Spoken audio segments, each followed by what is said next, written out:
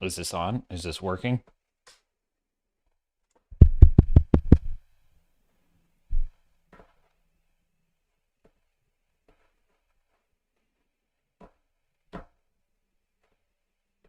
I think we are live. All right, this is a total experiment. This is the Captain's Cast #1. Welcome to Swords and Starships. I am Captain Garrett, and this is essentially a test stream. Let's just see how this live streaming thing goes, shall we?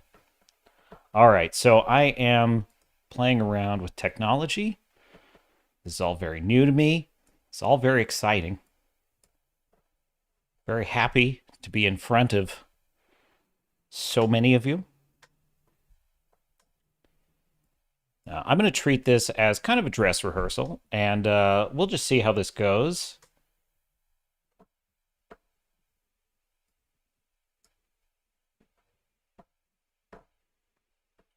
Okay. What should we talk about, dear sailors and star knots? There is actually good things happening. There is an amazing win that I want to talk about right off the top, which is Star Trek Picard Season 3. Okay, I had zero intention of ever watching this TV show. You know, it's allow me to take you back, dear sailors and star nuts, to a young ensign coming home from high school, watching Star Trek The Next Generation. Look, let's face it, high school is terrible and everyone hates it. Well, maybe not everyone. I guess the jocks like it, but I did not enjoy high school. It was a terrible time in my life. I did kind of enjoy it towards the end, though. Once you get to the zero F's given stage of both high school and, in my case now, life, you really begin to enjoy things a lot. So I would come home from school and, I'd feel a little bit depressed. But there was a show that came on at around 4 p.m. every single day, and it was perfect. And that was back in the VHS days. So I would actually record the episodes because to actually buy the entire Star Trek The Next Generation series in VHS would have cost me, and I'm not kidding you, I did the calculations, all of the episodes like $2,000 because every cassette was like $20 minimum. So that was back when you could go to Sam Goody and you could buy individual episodes of Star Trek Voyager. Oh man, those were the days, right? So at 4 p.m., Star Trek The Next Generation would come on, and it was like my therapy. Um, don't misunderstand. It's not like I thought of it that way. I really didn't think of it that way. It was just a show I really liked. When I was, a nerdy middle school teenager, I loved the science. I just loved every episode. They were exploring strange anomalies, and there were weird alien species that were coming out of an extra dimensional realm. Everything is realms, and abducting members of the Enterprise. One of the best things about Star Trek is a feeling of familiarity, of like coming home. Like every episode begins with a cold open. This is a feature of Star Trek I've always really enjoyed. Of course, it's in order to get people watching before the first commercial break. But there would always be, usually, sometimes you'd have a really like crazy opening where something bad is happening right off the bat, but usually it would be a very peaceful kind of like you see the ship gliding through space, you hear the typical nice music, and then you're in the corridors, and Data and Counselor Troy are walking down the corridor, and they're having a funny little conversation about something, and then something weird or mysterious might happen that suggests what's going to happen in the rest of the episode, and then you go into the opening. And the end of every episode would give you this little bookend where whatever conflict they had just gone through, Picard's been abducted by the Borg, but they got him back and they saved Earth and everything's better. And there's this little lesson at the end, not a preachy lesson, just a lesson like that the characters have learned through their travels. And it would close with the ship sort of gliding through space again, and the music would just sort of bring it home. So my point is, you felt like you were rejoining these characters that you knew and loved every episode. There was this feeling of familiarity. You'd go through this little adventure, this mystery, this crisis. They would work through it together as a team. And it was that, it's just that total package that made Star Trek The Next Generation like something to come home to. And that in and of itself was a great thing. But also these were characters you could look up to. You know, Picard was my favorite Star Trek character. Of all Star Trek characters, he was my favorite. And that ain't an easy number one to decide, because there's a lot of great characters in Star Trek. But Picard was my favorite because he was a man of like impeccable morality. He was a man who would give amazing he'd give these amazing speeches where he would argue moral points. There's a great episode, The Measure of a Man, I believe it's season 2, where Data's rights as a individual are in question. And Picard is the lawyer who has to argue the case that Data has all the rights of any other sentient being. And it's just a great example of how Picard had this great moral standard. You know, he had this impeccable moral system. Okay, now I need to pause here for a second. Okay, hello in the chat. Tom, ahoy. Ahoy, Squire Tom. Ahoy, Waffle. Greetings. Welcome. Thank you for joining. Let me know if there's any subjects you want me to cover, by the way. If you have any questions or thoughts, I could use a little help. This is my first time. Be gentle. All right, so anyway, so that was the beauty of Picard, is that he had this impeccable... There's another great episode. Okay, let me give you another example. There's this episode where these aliens are bringing this mysterious package aboard the ship, and nobody knows what's in it. It's this giant kind of like... It's like this giant, highly, technological chest, like treasure chest. I don't want to give it away. It's like a sarcophagus, right? What's in it? It's this big cargo container. That's the word I'm looking for. Cargo container. It's like, what's in this thing? And it's this big mystery, and it gets cracked open. I forget someone on the crew. It's been a while since I saw this episode. But basically, it turns out to be a woman who is she's this incredibly beautiful woman who's being delivered to this other alien world as like a diplomatic gesture. She has like an arranged marriage.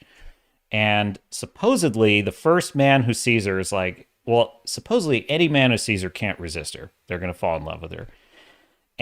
But she's sort of betrothed or something, and Picard accidentally comes in contact with her. And naturally, he starts to feel attracted to her. But the whole thing is, if like he gives into his feelings, and of course she's into Picard, and there's this kind of like romance starting, and it's going to screw up this entire diplomatic endeavor. Like it's going to cause a war or something. And the whole episode is about how Picard basically, because he's such a disciplined, moral man, he completely resists the temptation to start a romantic relationship with her.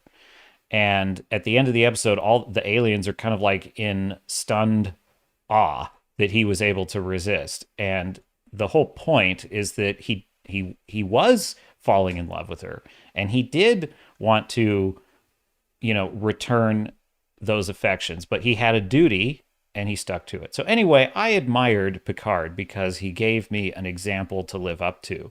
He implied the idea of working to become a better man. And I spend every day of my life working to become better than I was yesterday. With mixed results, depending on the day. Fast forward to the modern era. Star Trek Picard Season 1 began... This was back when I was still blue-pilled on the way that entertainment works now. I was still giving these Hollywood assholes the benefit of the doubt all the time, because I would think, because I am a creative and I understand the creative process is not easy. And, I would think, well, watch the show and just see how it goes. And I remember I was nervous about Picard because, Patrick Stewart when he came out on I think it was Comic-Con, or it was a con where they announced it, and he came out on stage and he had this little line that he said that was a red flag. He kind of said, well, especially in these times, we really need hope again. And I thought, these times, well, we know what he means by that. He means 2016, half of the world are bad people times, is what he meant by that. So that was a red flag. But be that as it may, I thought maybe the show will be apolitical like the rest of Star Trek, with the exception of Discovery, of course. I don't consider anything from J.J. Abrams on is not real Star Trek. That's just it. The original 5, that is what I like. Star Trek, the original series, Next Gen, Voyager, Deep Space Nine, and yes, Enterprise. Prove me wrong. Enterprise is a great series. So I watched the first episode of Picard. He's on his vineyard, and what I liked about that was it suggested the all good things ending of Next Generation, and it seemed like, hey, this is a great... This is honoring essentially where Picard was at the end of the series. They had the episode where he's in the future. He's 20 years in the future where he's working on a vineyard, and Q has him traveling through time. And so it actually felt fitting that, yeah, that future sort of came true in a different way. And I thought that was super cool. And then there was this thing about he was still feeling guilty about Data. But then you start to get like these modern reporters come into his house, and they don't even sound like reporters, but they just start tearing him apart. Then there's this horrific scene in which Soji, who's revealed to be Data's daughter, she gets attacked in her apartment by these ninjas, and there's this violent, awful scene where she's just, all this stupid martial arts stuff. Now, I like martial arts, but come on. When it's just for the sake of having a flashy action scene, it's awful. And then the first episode of Picard ends with he tries to save her life, and she gets in another fight with these Romulan ninjas, and she self-destructs and explodes in a fiery blast in this horrific, awful way. And then the rest of the season is about Picard trying to save her twin sister. What a dark, dismal... Oh, and of course, lest I forget, he goes to Starfleet Command, and he is lectured by this admiral who basically, the famous sheer effing hubris line. And I was still willing to forgive a lot of that, because I thought, well, maybe they're setting up some things, and, he's going out for one last ride, and then it was all downhill from there. Picard Season 1 is everything Star Trek is not. It was everything Picard is not. It was dark. It was dystopian. It was violent and miserable. It totally disregarded the actual ideas of the Federation, of Starfleet itself. And it wasn't even just that it betrayed Star Trek. It was that all the characters were so awful. Perfect example. It makes sense, in theory, for Picard to go hire a team to help him travel the galaxy and solve problems, right? But who does he hire? He hires this guy, Rios, who clearly they wanted to be the main character of the show. They clearly wanted him to be this kind of rogue Han Solo type character. He's got a ship. The ship design was boring as hell. It's basically a big... What would you even call it? It's basically a big cargo bay with nacelles. That's all it is. A big cargo bay. It's dark. There's like this one little... You see it in Picard Season 3 because Rafi's on this ship. It's like this one little design pattern in the back of the ship, in the aft section, if I am to use proper nautical terms. And that's it. It's visually boring. It's dark. It's awful. Rios himself could have been kind of interesting. But who is his crew on the ship? His crew on the ship is EMHs, which is like, oh, that's member berries, right? That's, oh, you remember the EMH from Star Trek Voyager? See, this is real Star Trek.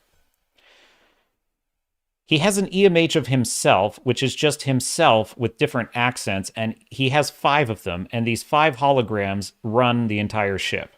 right? And so there's a hologram for engineering, there's a hologram for piloting, there's a hologram for, well, I guess the medical care, but they're all Rios. They're all clones of Rios.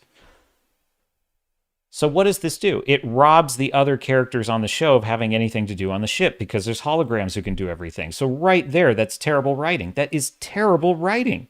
You've automatically wrote yourself into a corner because you've created a plot device that undermines your ability to have any character have anything to do. So most of the series, he's got Rafi, who is just awful. She's better in season 3. You have Murder Doctor. She's on the ship. You have, and she hates space and knows nothing about space travel. So she has nothing to do and wouldn't be able to really do anything on the ship anyway. Then you have Ninja Samurai Romulan, who goes around cutting heads off of everyone. And this is Picard's buddy, just as anti-Star Trek as possible. You know, Worf had reasons when he cut off heads, okay?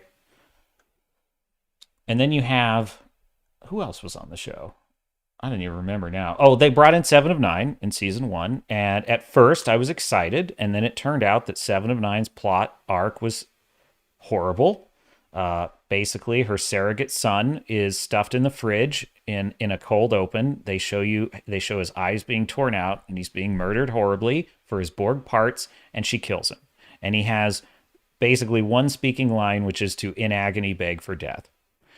And it was horrific because I loved that character, Icheb from Star Trek Voyager. So thank you. Thank you for that. Thank you for butchering a character that I loved for only one reason alone, which is to have a revenge plot for 7. Thank you, Alex Kurtzman. Thanks for the nightmare fuel. And then you have all these characters, but they have nothing to do on the ship. So Picard season 1 spends most of the series finding reasons for people to get their heads chopped off, for the bad guy girl and sister, brother and sister bad guys to, get a little bit Jaime Lannister and Cersei, if you know what I mean. We get to see Hugh. Hugh comes back. Remember the Borg that Picard rescued from the Collective back in the Next Generation? We get to see him murdered for no reason by just, bad guy throws a knife, goes right in his neck. We get to watch him die. That was great. They stole the plot from Mass Effect 3. Well, basically from Mass Effect. They created this idea of, there's a cult that wants to stop all AI because AI will inevitably destroy all of organics, and there is an ancient race of machines that live outside our galaxy who are trying to get back to destroy all life. It's like, wow.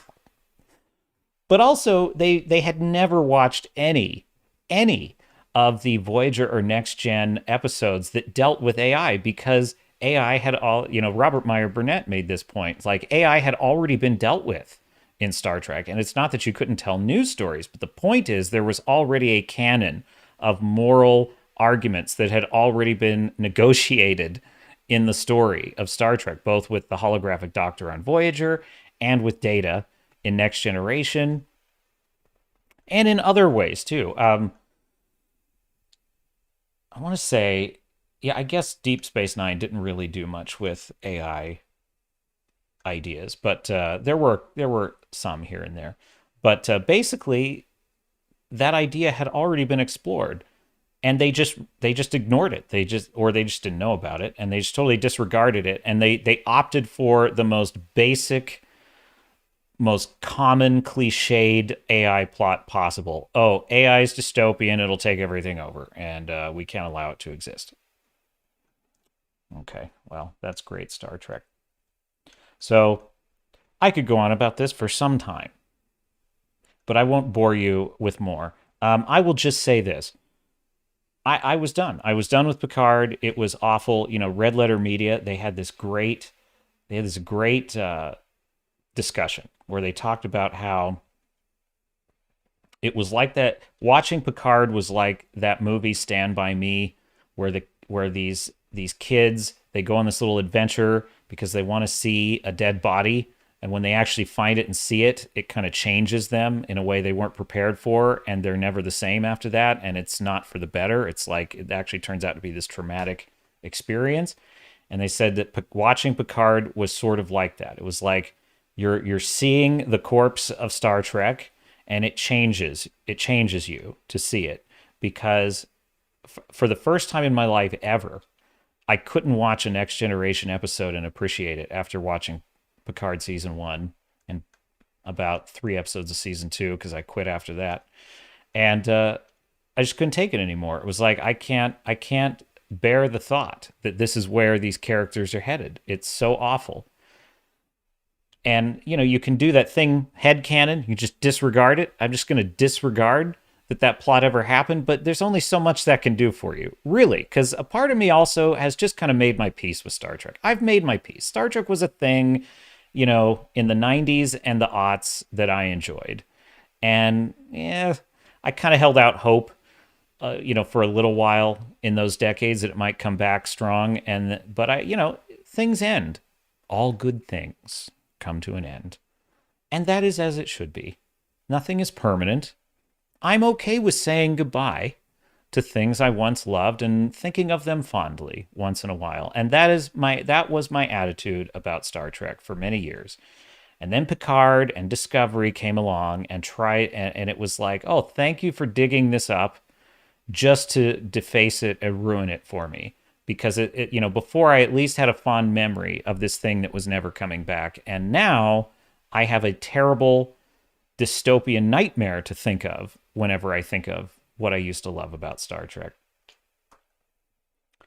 So yeah, it kind of ruined everything about Star Trek for me. I still watch Deep Space Nine and Voyager pretty frequently. I just put it on because it's like, there just isn't anything like it. There's nothing like it. Sometimes I just want to see good people, you know, solve a problem. Maybe they make bad calls. They get into arguments. Maybe they even almost lose a friendship over something. But at the end of the day, they work on it. They come back around.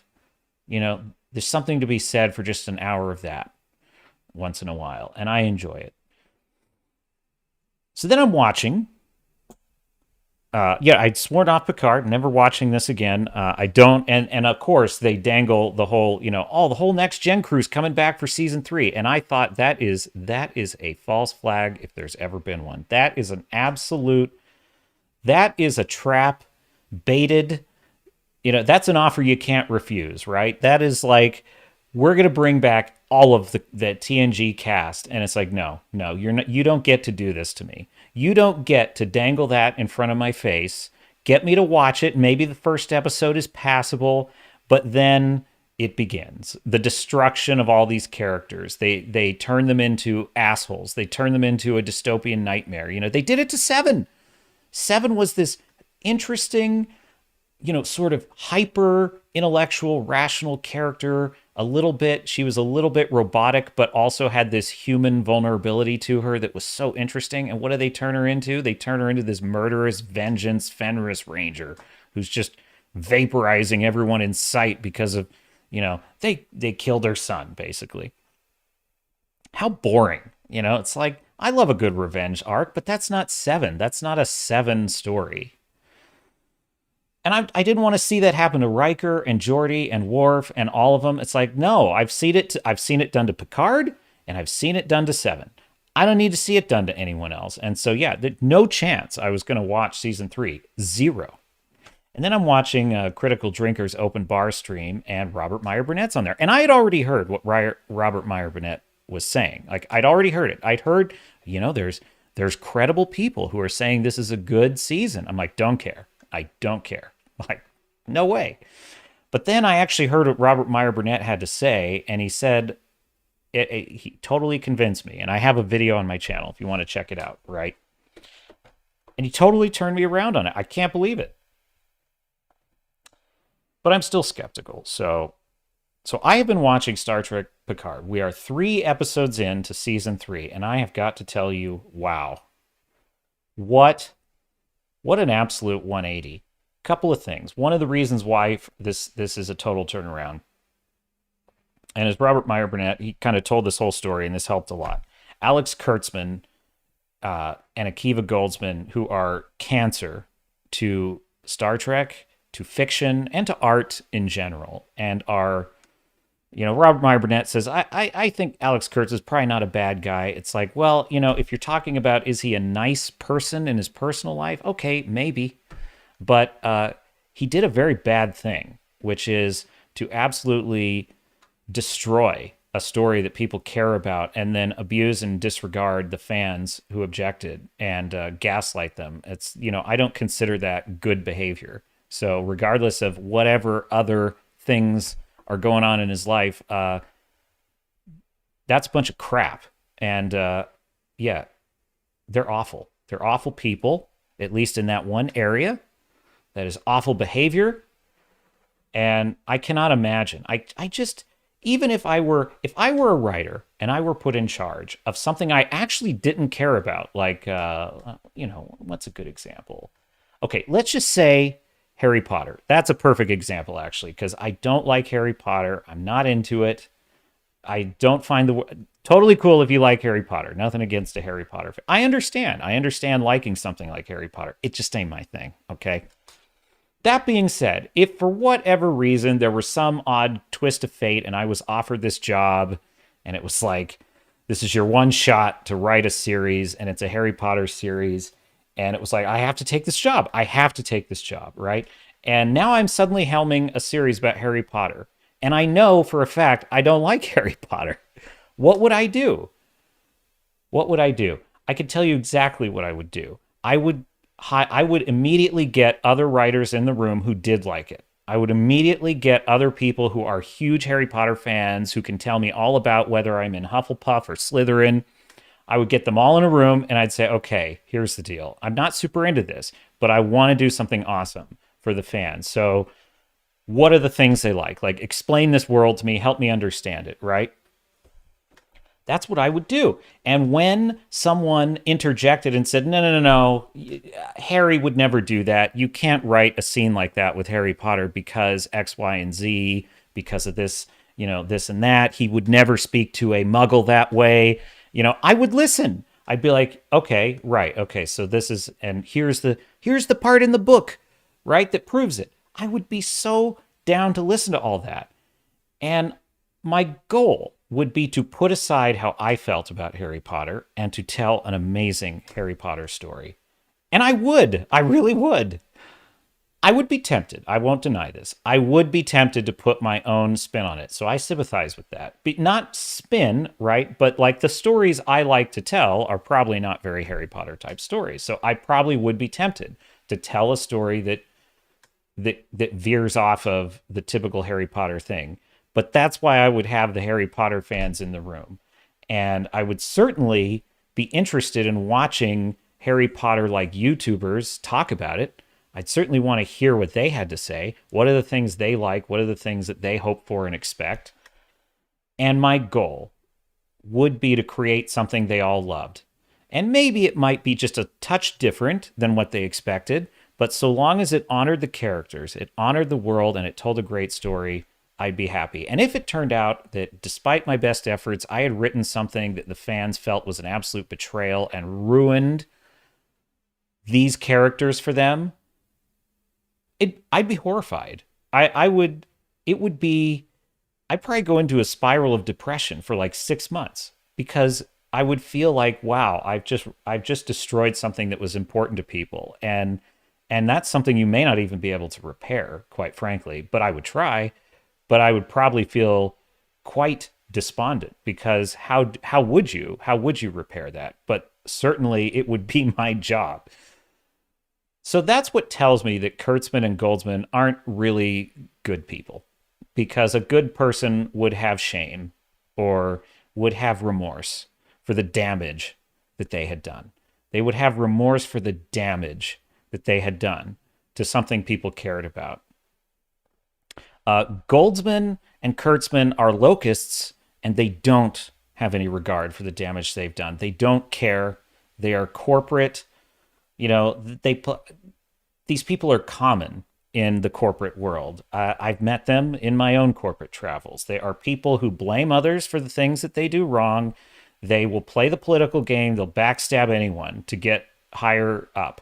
So they don't care about what the fans think. They don't care what I think, certainly. They don't care. They don't even care that season 3 is a success, I would imagine. I think they might see dollar signs in their eyes and see, ooh, could we maybe just squeeze a little more out of this? I don't know. They'll take no responsibility for their bad writing. Terry Matalas, on the other hand, who has essentially been given de facto showrunner status of this season, does love Star Trek and does care about it, and it shows in the writing. Let me give you one example. The character of Captain Shaw. So in the beginning of Star Trek Picard Season 3, we are introduced to Captain Shaw, and immediately my expectation of this character was he is a plot device character, which is not necessarily a bad thing. He's just a character that's kind of a stepping stone to where we want to get, which is Riker in command of the Titan. That's what we want. We want Riker commanding the Titan. And Shaw is there to be an obstacle, right? And in Discovery or in Strange New Worlds or in Picard Season 1 or 2, these types of characters are always the same. They are immediately portrayed as just bad, just one-dimensional. They are bad people. Something about them is toxic, and you're not supposed to like them. Something about them is just detestable, and they represent whatever stupid moral preaching that they want to do, whatever stupid political preaching they want to do in a given episode. They will create what they think their political enemies are. They will create them as that character, right? So in the case of Shaw, probably it would have been he's a toxically masculine guy who, you know, he doesn't listen to criticism and he doesn't care what anyone thinks. And that basically would have been his whole character. And really, I kind of thought a little bit that's what he was. But the first scene with him, despite me thinking that's probably where it was going, they're having dinner with him, and it was a really cleverly written dialogue. And he basically is just like, you know, your reputation precedes you, gentlemen. And he kind of makes this argument for how he likes to run his ship and how he doesn't want them screwing it up. And he makes this great line where he says, you know, I've run 36 successful missions or something like that. And there's a reason that those missions were successful. And I don't aim to change that formula. And I'm like, see, that's a kind of brilliant, nuanced argument. This is actually good drama when two people are arguing and both are right. And in that case, even though I'm sort of against Shaw in this scene, because obviously I'm rooting for Picard and Riker, he makes a good point. There is a reason for running your ship the way you run it. But then as the episodes progress, he gets more and more complex. Like, even when he's in opposition to the characters, he has, if not reasons we agree with, he has justifiable reasons for why he's doing the things he's doing. And he's turning into a really excellent character because you know what it is? He's competent. If this were Kurtzman Trek, he would be an incompetent boob, and it's like, it would be, the whole point of the show would be, this guy's we got to get rid of this guy. Like, he's a disaster. We have to get rid of him. I imagine how refreshing it is that you can have a character who is in opposition to our heroes and yet still is portrayed as competent, complex, nuanced. He at least has reasons for even his bad decisions, arguably, if he has a bad decision. You know, the argument for why he's making that decision is at least somewhat justifiable. So I've really warmed up to this character. There's some great scenes with him in episode 3 when spoilers for Picard season 1 through 3. So if you haven't seen 1 through 3, there may be some spoilers ahead. But when Shaw turns over command to Riker, it is, you know, it's not like in J.J. Abrams' 2009, where it's like every person just gets incapacitated and they hand over the keys. I mean, essentially, Shaw gets incapacitated, but in a way that is frickin' badass. and heroic, and actually kind of illustrates what a real fight is like between these starships. And when he hands over command, his line is just excellent. He's like, you got us into this, you get us out. And it's clear that he's kind of both lecturing Riker, but also recognizing that Riker has the command ability to get them out, and this is who I'm trusting my ship to. And it was just a great, you know what it is? There's this old naval moral tradition. It's sort of like the Hippocratic Oath with doctors, right? Do no harm. It used to be anyway. In the modern world, that seems to be changing, but there was this idea of like doctors should never do any harm.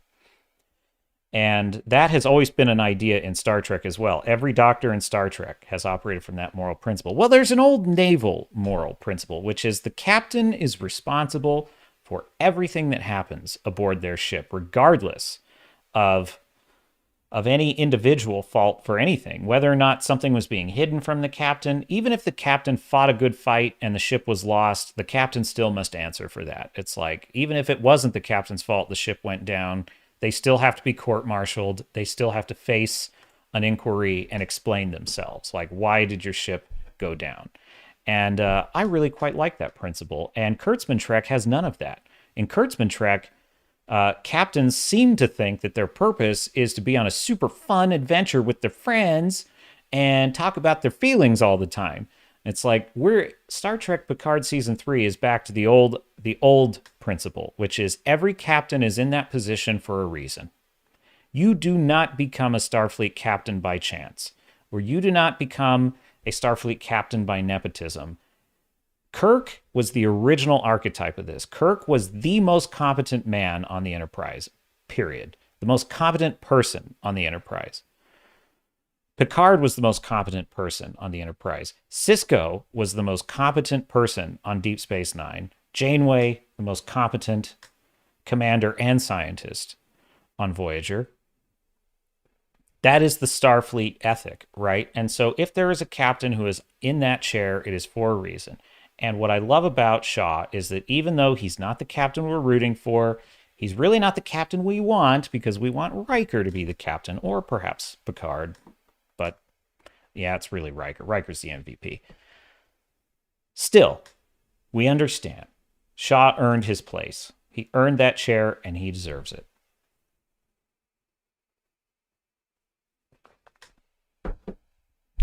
So here's something kind of cool. Check out this. 100% critic score. I really don't give a shit about what the critics say anymore, but they like it. That's pretty good. Considering it's as non-woke as you could possibly get. So I guess the critics they get to like something that for a change they don't have to pretend to like, which that must be nice for them. 86% though, this is the real score to look at. 86% audience score. The first season of Picard had a 56%, I believe, audience score, and an 80% critic score. That should tell you something.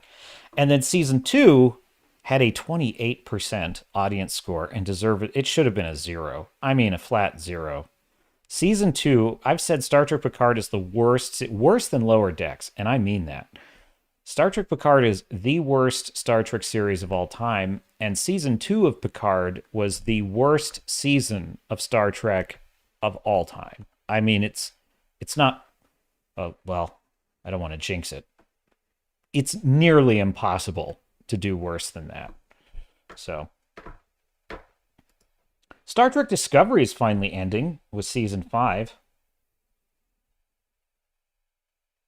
This from Comic Book News.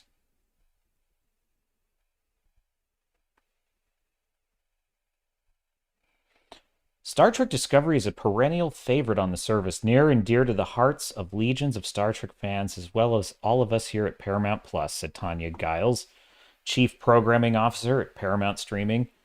I love it. You're not allowed to say anything that goes against the corporate narrative. Why do they even interview these people? Why do they even want their quotes? They're basically just gonna say it's the best, it's the greatest show of all time. There's never been anything like it. Come on now. So that's good. Thank God that's ending. Let's talk about The Mandalorian. Does anyone like The Mandalorian? I liked The Mandalorian when it came out. Oh, we have a comment from Waffle. Never watched Star Trek, but I like hearing opinions about the show. Yeah, I mean,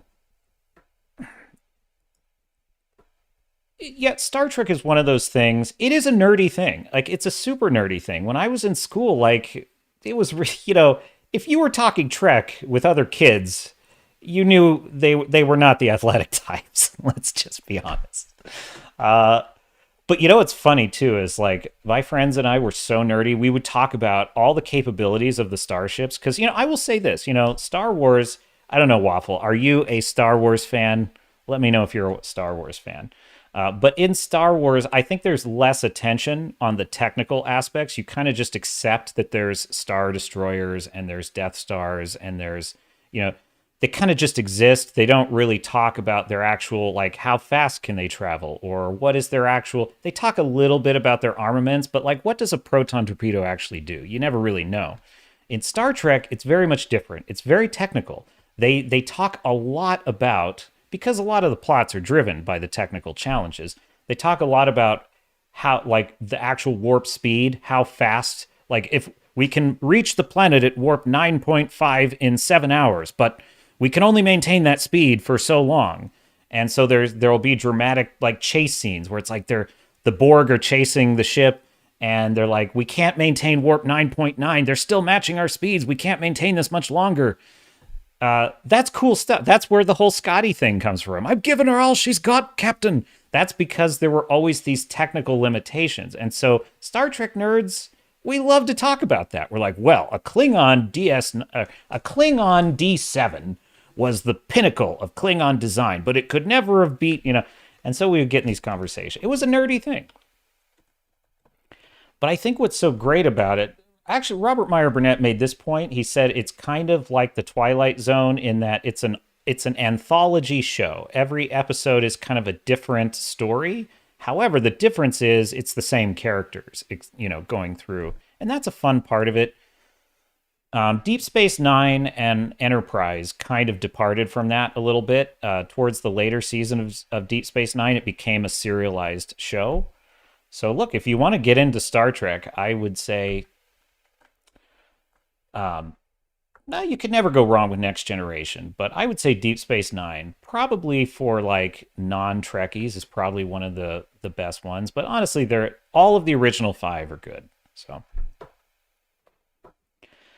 But yeah, Mandalorian, man. I don't know. So I enjoyed. Here's the thing. I was a little bit blue-pilled, but kind of coming out of it right after Rise of Skywalker, because I was kind of a late comer to the Star Wars universe. I wasn't like I was definitely into Trek. I was very much a Trekkie.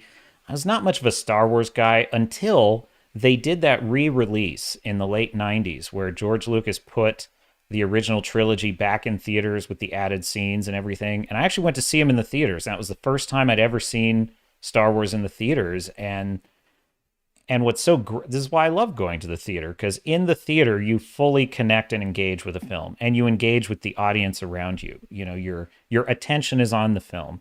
Of course, we didn't have smartphones back then, but that's another factor, is you're not being distracted by other things going on. So you're just watching the film. And that was like the first time I'd ever done that with Star Wars, where I just kind of sat there and just experienced the whole story in a theater environment. And that's what pulled me in. I was like, you know what?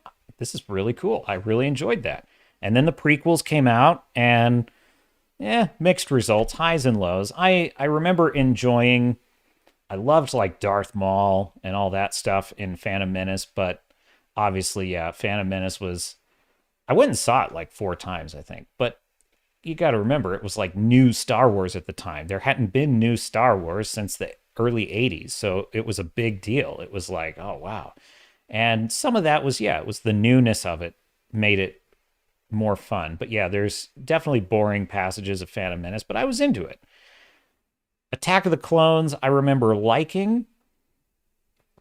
but it has the most confusing plot of any Star Wars movie ever. To this day, I don't understand the cloner Sifo-Dyas thing. I just don't get it. And I know they've explained it in Clone Wars and all that stuff. And I've gone through it. I've literally read fan wikis to try and figure this thing out. And I get like, I think I'm like 95% there. So if a plot is so complicated that you can read a wiki page and still not understand it, it's a little, maybe another rewrite, George. But then Revenge of the Sith, I really like Revenge of the Sith. Not perfect. There are a couple, I still think Anakin's turnaround was a little weird in that scene, but definitely there were, but it had like, basically, it was a pretty great story. It was a pretty great kind of prequel to the original series, and so I was into it. And then Clone Wars, despite having a lot of Saturday morning cartoon kind of episodes, had some episodes that were truly great. And I really got into it.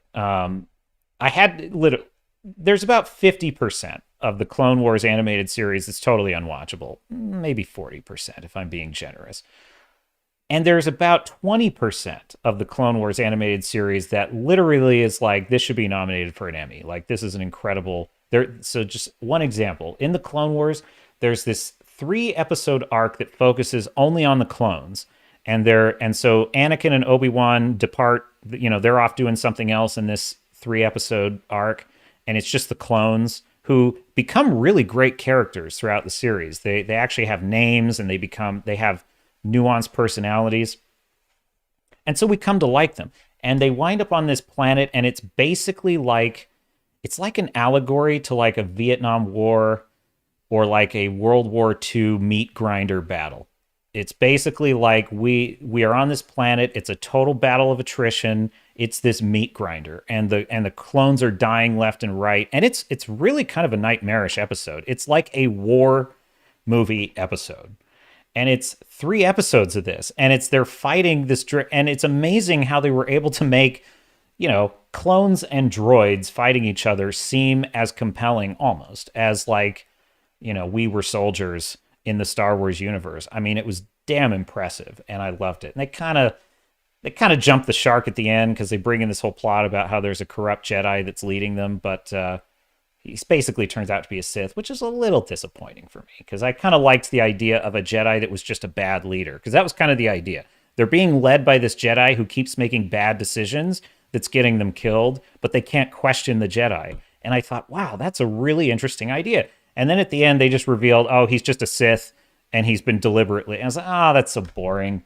I was so interested for a minute there when I thought this is a good Jedi, but he's making bad calls. I thought that was a really cool idea. So Clone Wars had some really epic, great storytelling in it. Then you get, so I had a lot of goodwill going into the sequel trilogy. I loved Force Awakens, I admit. Yeah. Well, look, Force Awakens, all it really did was offer possibilities. It said, oh, here's this character Finn who's broken away from the brainwashing. How did he do that? Ooh, could it be the Force? You don't know. Here's this character Kylo Ren who's struggling between the light and the dark, and so there were possibilities, but there was actually no concrete story. So if you just had those open possibilities, you could kind of enjoy it, because then you could kind of fill in, oh, what are they going to do in the next one? And so I had a lot of goodwill with Force Awakens.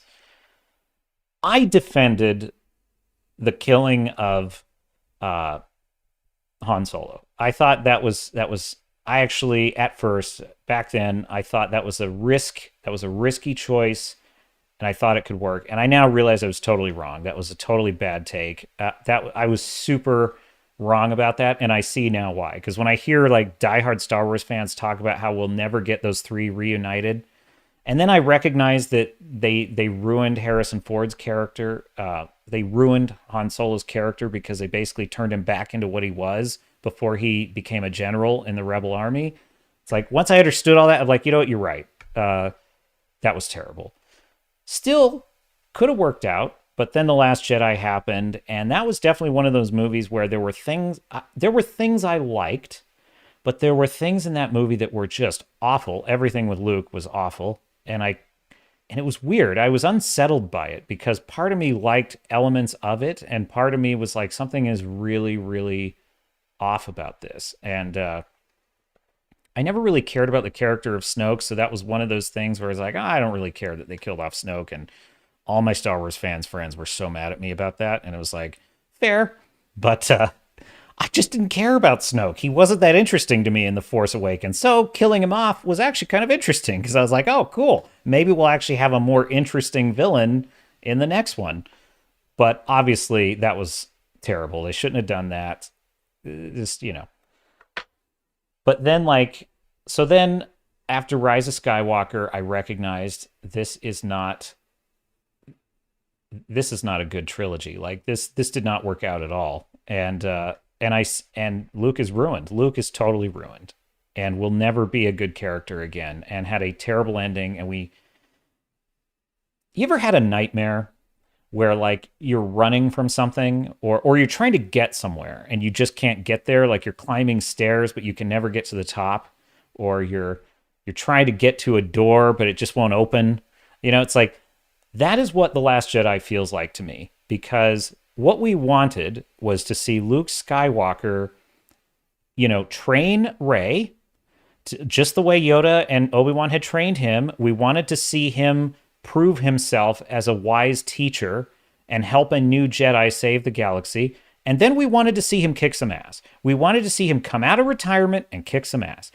And it was like we were in a nightmare and we were reaching for that. And the movie kept just pulling it away. Like every time we'd get just a little close to it, the movie would pull it a little farther away. And then at the end, we get this amazing moment where we think, finally, we've got it. We finally got it. Luke is facing down the whole First Order, and he's about to give Kylo a real lesson in what a real Jedi Master can do.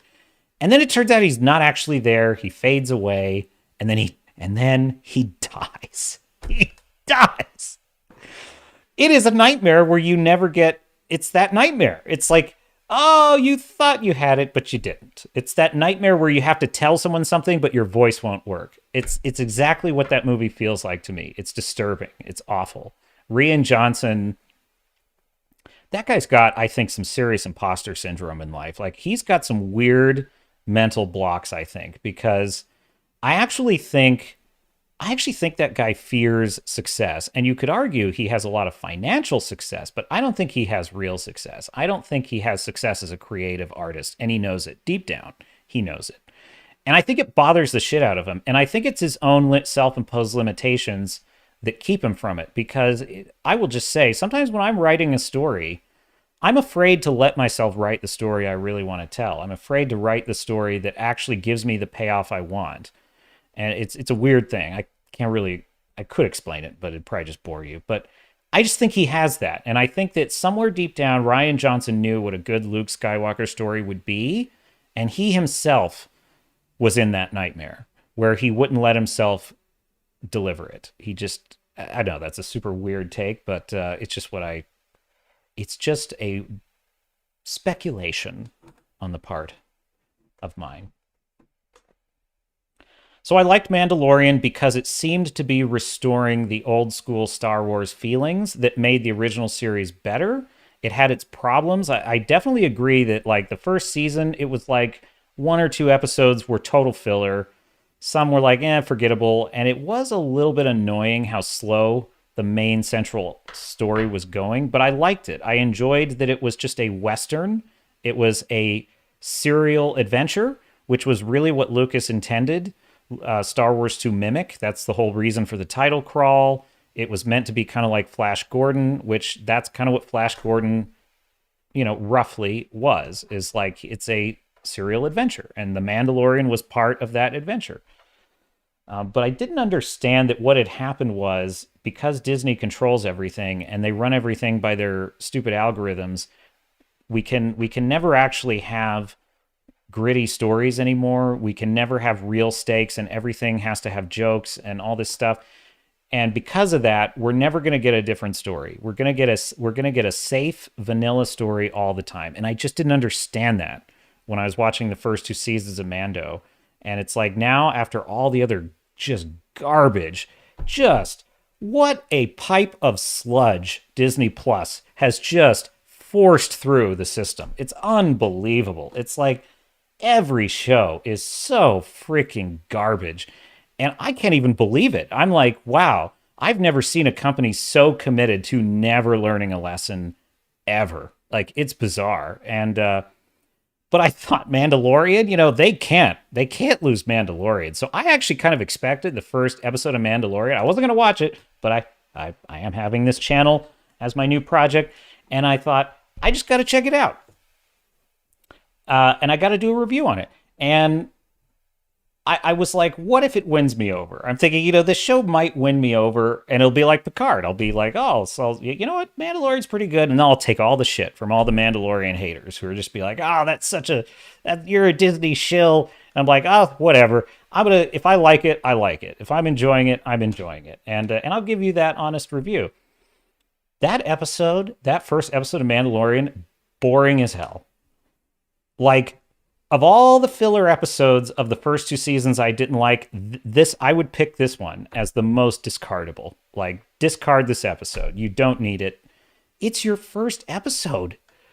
Why would you have as your first episode? He has no antagonist. He has no goal. And yeah, you could argue that the pirate he coincidentally runs into is his antagonist. It's really not. That's not really an antagonist for the Mandalorian. That's just stuff happening. That's just, he accidentally involved himself in a peripheral dispute with pirates, and because he killed 1 or 2 of them, now they're mad at him. It's like, but that's not interesting. Like, that's not compelling. That's just stuff happening, right? So that's not an antagonist for the Mandalorian. That's an antagonist for Carl Weathers' character, is really what that is, that he got involved in. You know what it is? It's the thing in video games where you have to go get something, but there's something in your way. Like, you have to go to this inn and retrieve this thing, but when you get there, there's like a pirate who's in your way, and you have to fight them. That's what that was. It was like Mandalorian is on a quest to do something, and we just need to put something in his way. These are, it was so poor. And then the crocodile thing in the first scene, this is all they think that Star Wars fans want? They just want a giant monster that nothing can kill it except a proton torpedo. How convenient that the Mandalorian shows up at exactly the right time. And they think that's interesting. It was boring. I've never seen... You know what? And this makes me think of, like, in The Force Awakens, the fight with what were those spherical alien things that Han Solo was transporting, Rathgars or something. And it was like, they're totally undefeatable. They kill everything in sight. It's like, this is the new thing in Star Wars. We're just going to put monsters in the show. And this Clone Wars did that a lot. I think this actually comes from Clone Wars. That was where that started, is they would have because they needed monsters that the Jedi had trouble fighting, right? And so they would come up with all these monsters that even lightsabers would just bounce off their carapace or whatever. And it annoyed me then, and it annoys me now when I see this. I'm like, come on. At least show the characters being clever. Like, maybe the Mandalorians start drawing the creature. Whatever. I don't even care. All right, let me check out some of these comments, because there's a couple coming in. Tom says, explain it. Explain what now? Tell me what to explain. Waffle says, just remember... They can corrupt future movies, TV shows, but they will never be able to touch the past. Talking as a Lord of the Rings fan, and how Rings of Power was a disaster. You were absolutely right, Waffle. You were absolutely right. I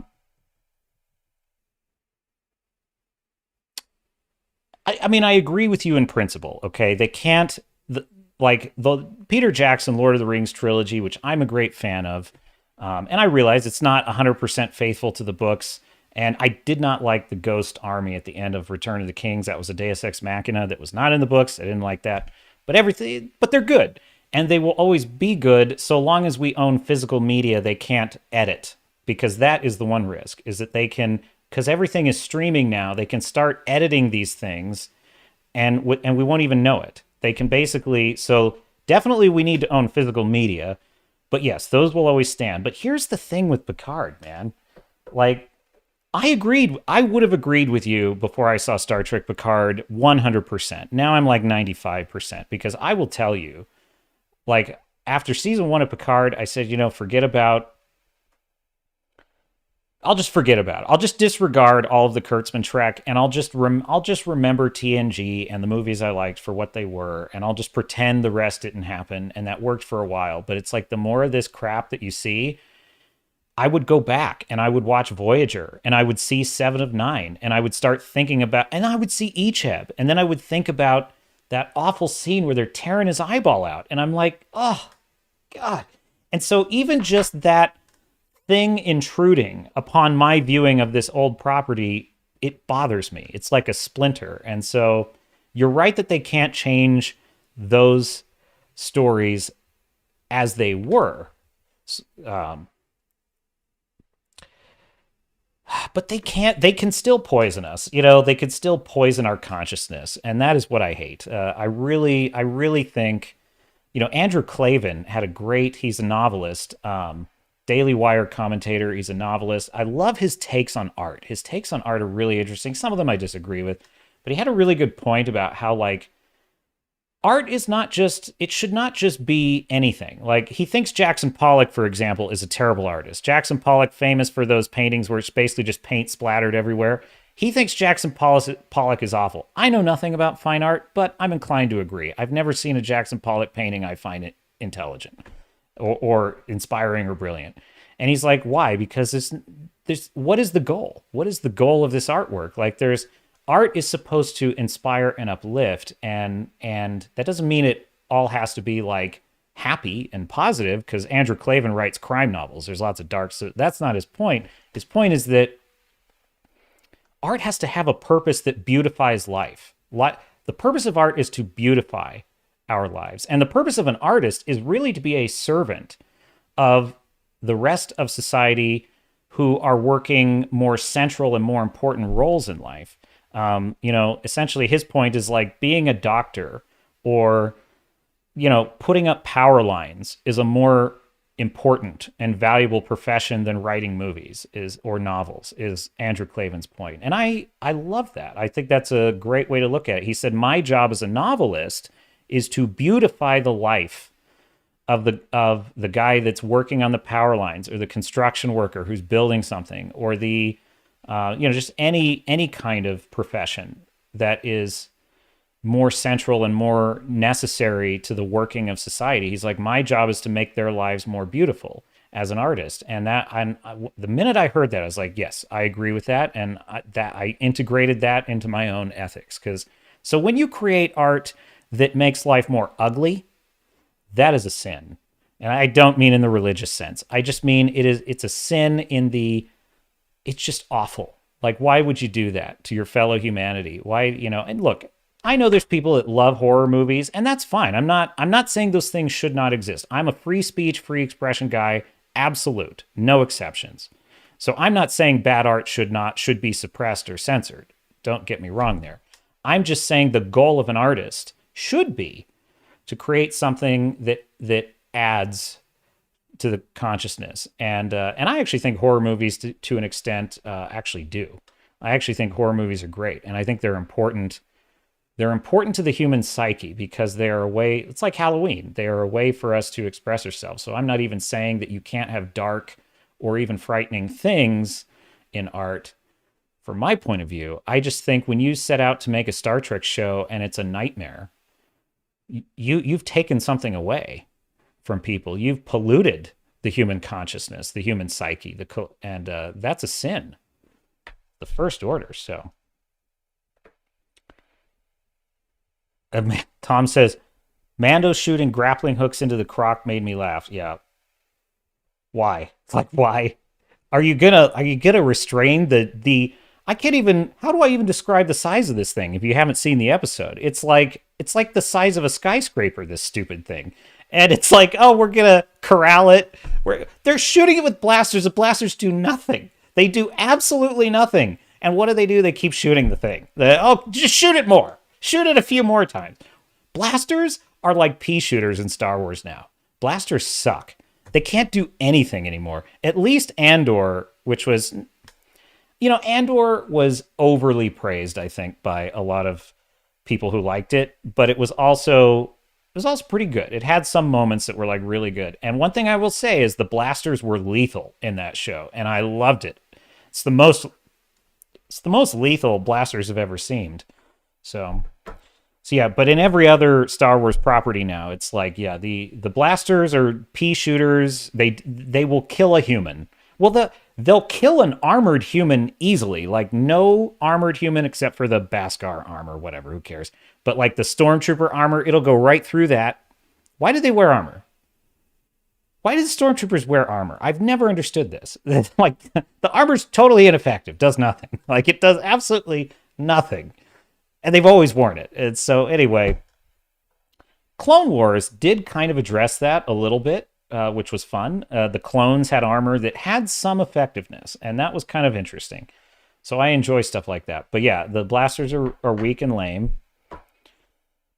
Tom says, oh, the part about what holds you back from writing the stories you really want to write. You brought it up talking about Rian Johnson. Okay, well, yeah, I'll explain that a little bit. It's like a mental block, right? All of our limits are self-imposed, I believe. We fear failure and we fear success.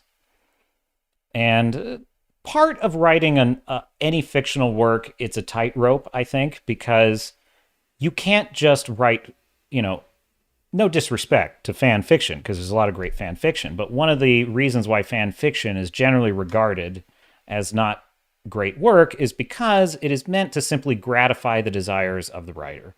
The writer enjoys, take, who wrote the 50 Shades of Grey? I know, this is I shouldn't even look it up, but I can never remember her name because I just don't really care about that book. But it is worth E.L. James. Okay, E.L. James wrote 50. So she started out as writing fan fiction for Twilight, and she liked writing erotica about Bella and Edward, and that really became the source material for what became 50 Shades of Grey. And her only goal was to gratify her own desires to see those characters in this steamy romantic relationship. And it's like, and that's fine, but does that make a good story? I'm not going to comment on 50 Shades of Grey, of course, but I'm just saying this is the purpose of fan fiction. It is to gratify your desires. So as a writer and an artist, you cannot simply gratify everything you want. You cannot let your characters have absolutely everything you want them to have. Because if you did, it would simply be wish fulfillment. This is one of my criticisms of Quentin Tarantino, actually, is Quentin Tarantino does great work, but he also does sloppy work, I think. And he hides it with his style a little bit. Like Once Upon a Time in Hollywood and Inglourious Bastards are just super overrated. They are super overrated films.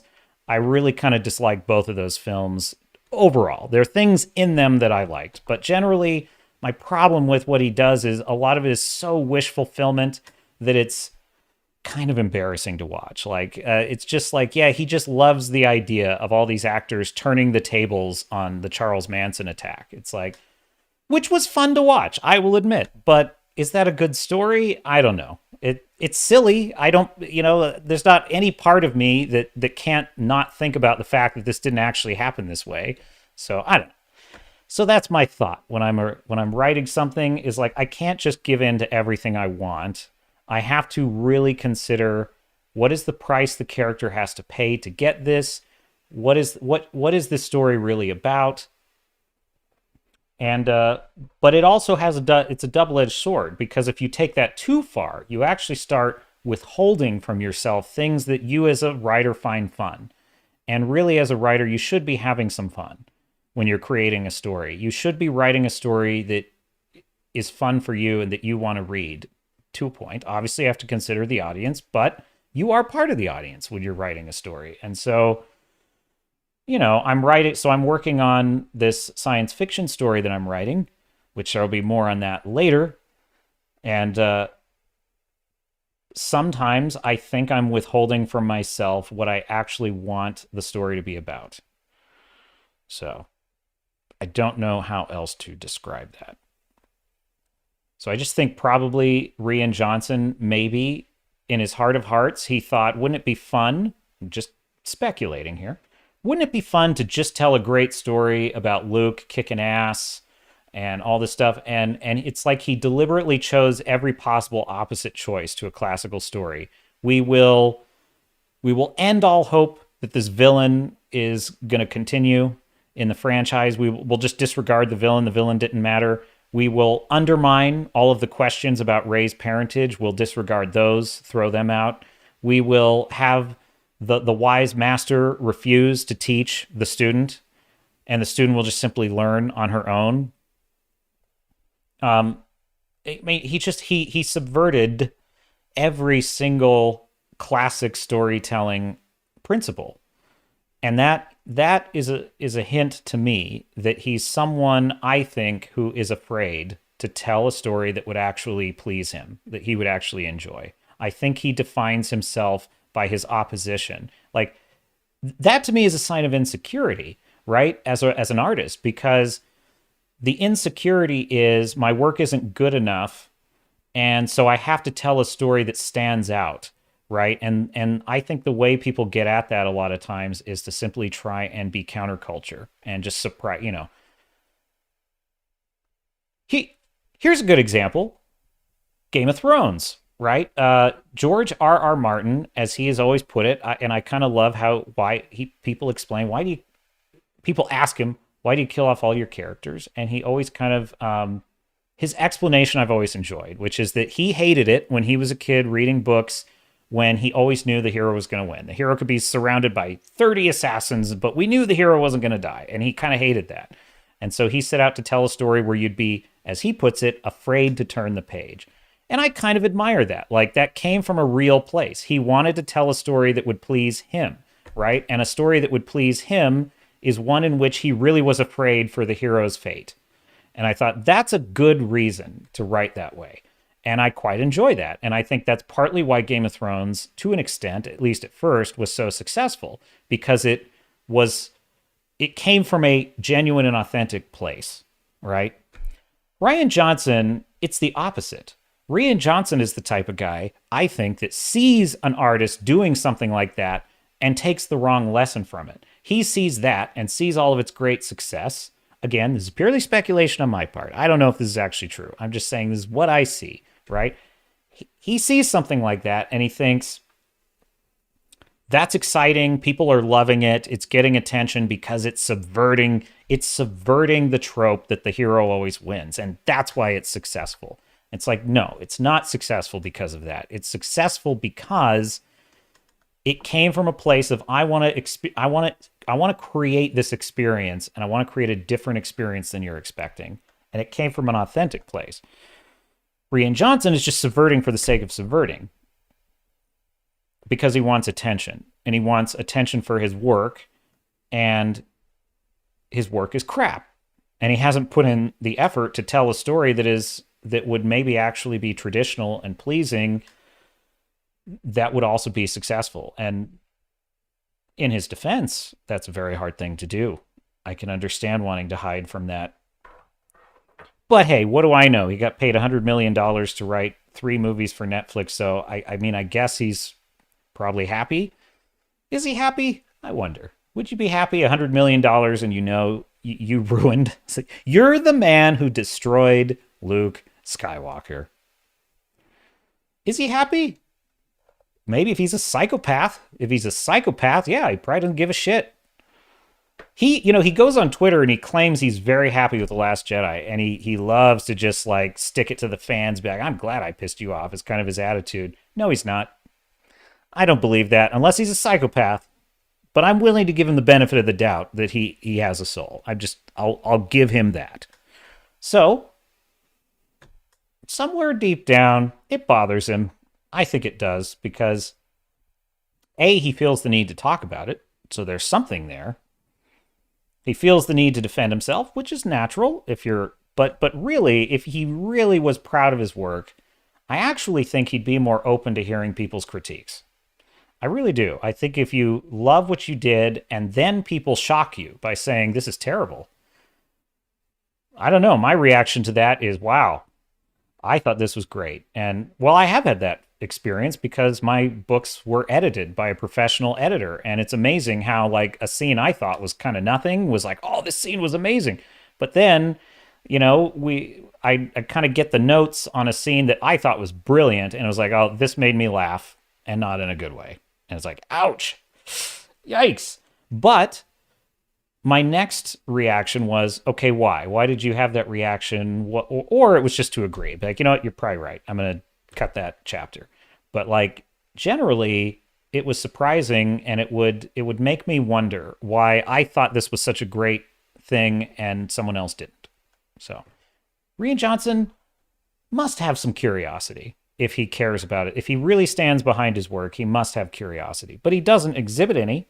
So I think he knows deep down that it's crap. And that's probably one of the most convoluted trains of reasoning you've ever heard. But there you have it. This is a live stream. This is unedited, unfiltered Captain Garrett. This is the Captain's Cast. Give me more questions, Tom. Yeah, Rings of Power. What else we got to talk about? John Wick. Okay, so I recently watched John Wick again. And I watched the whole trilogy. So first of all, John Wick 1 is a perfect film. It is absolutely perfect film, and it was amazing because it was years before I watched it, like years. And people would always talk about it. I remember thinking the trailers looked dumb and dopey. It was Keanu Reeves saying, "People keep asking if I'm back, and I'm thinking I'm back." And I was like, oh, God. Because there were a lot of dumb action movies at that time that were just, and I just remember thinking it was going to be like all those other dumb action movies, and I just didn't have a real interest in it. And people would keep talking about it, and finally one day I sat down and watched it, and I was like, this is a great movie. It has this amazing emotional core, and it's just a badass assassin revenge story, and there's just a sense of style and consistency to the whole thing throughout. Like, this movie knows exactly what it is. It knows exactly what story it's telling. It's totally original. It's not based, to my knowledge, on an original source material. Is it? I don't think it is. But I'm pretty sure it's not. Anyway, I just liked it. It was original, and it was nothing. And then they come out with the second and third one, and they were pretty good. But I did feel that the problem with the second and third one is they were getting a little bit outlandish. They, the lore of all of this underworld of assassins was getting to be kind of preposterous to a point. But that being said, the lore is it's very organically developed. It's like the first film establishes a couple of rules, and then they kind of layer onto those. And so the world is sort of expanding at like a natural pace. It's like there is a logical consistency to the new things that we're learning about the John Wick world. So for that reason, I'm willing to forgive how somewhat preposterous it is. And also because it's just still so much damn fun. Like, those action scenes are like nothing you've seen in any other movie. And now other movies are kind of doing the John Wick thing. Like, other movies are starting to copy it, which they did with The Matrix too.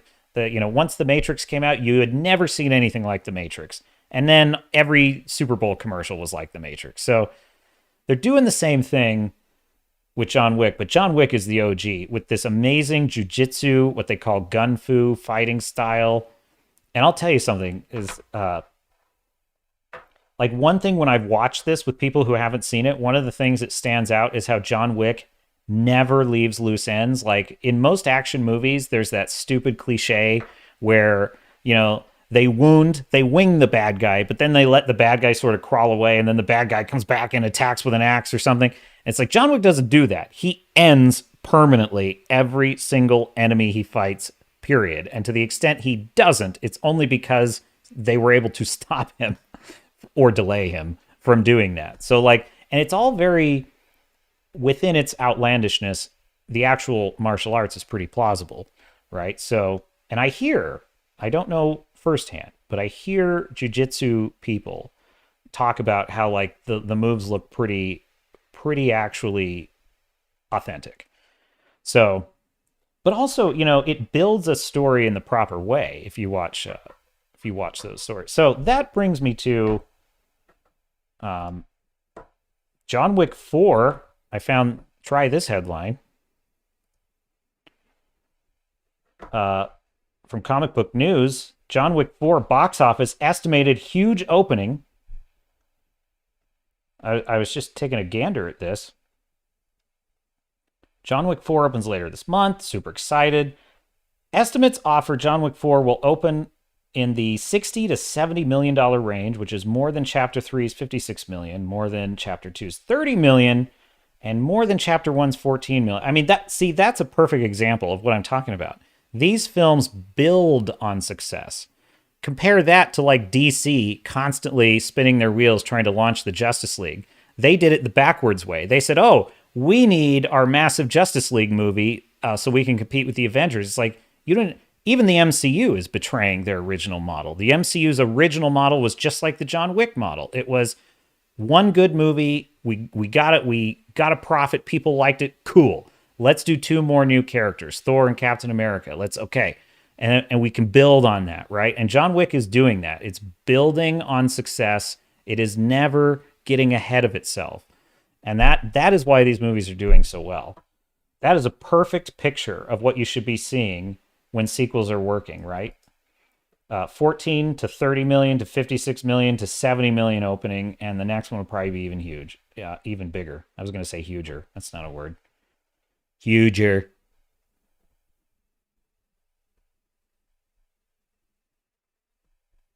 Super cool. I'm excited for this. All right, that's all that article really has to contribute. Compare that. Cocaine Bear tops Ant-Man Quantumania at the box office again. Oh my God. Quantumania is one of the dumbest films I've ever seen. I hated this movie. And you know what? It's not the worst Marvel film either. It is not the worst. I've seen Multiverse of Madness. I haven't seen the Eternals. Honest to God, I couldn't tell you one thing that happens in the Eternals that's not in the trailer because I just have not seen it, and I've not seen really. But it's not the worst. It is the most mediocre. But it is also just. It's just CGI vomit. It's CGI vomit. This movie. And oh my God, this is like, okay. I've been to a lot of writers groups. Okay. Working on my own writing and everything, and like super amateur writers who are not like, they got a long way to go, let's just say, and I love them to death and I help them as I can. But when they have a long way to go, one of the things they will do is write dialogues in which characters will withhold information that there's no reason to withhold, right? Because that's just an instinct that you have as a rookie because you need the characters talking, but you also need the plot to happen. And so you will just have the characters keep delaying it by saying things like, tell me who's chasing us. And like, there's no time for that.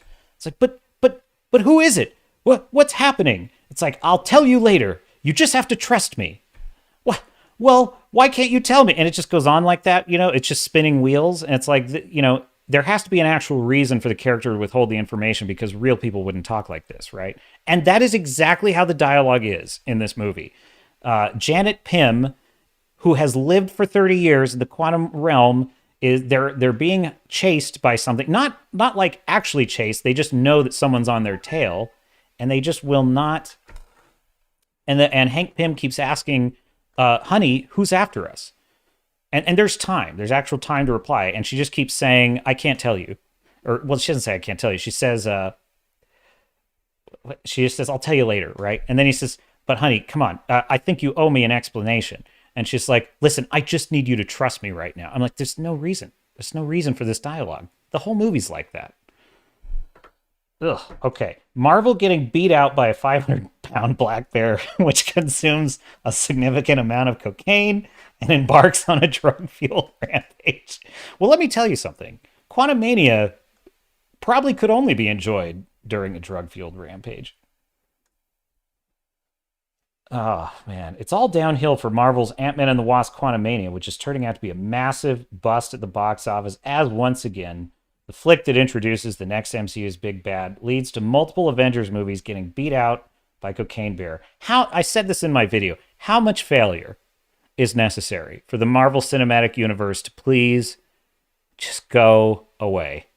I don't want any more of this crap. I just want to remember it's like Picard. I just want to remember Iron Man and Captain America saving the world, and it was cool. Can I just have that memory and just, you can leave me alone? But anyway.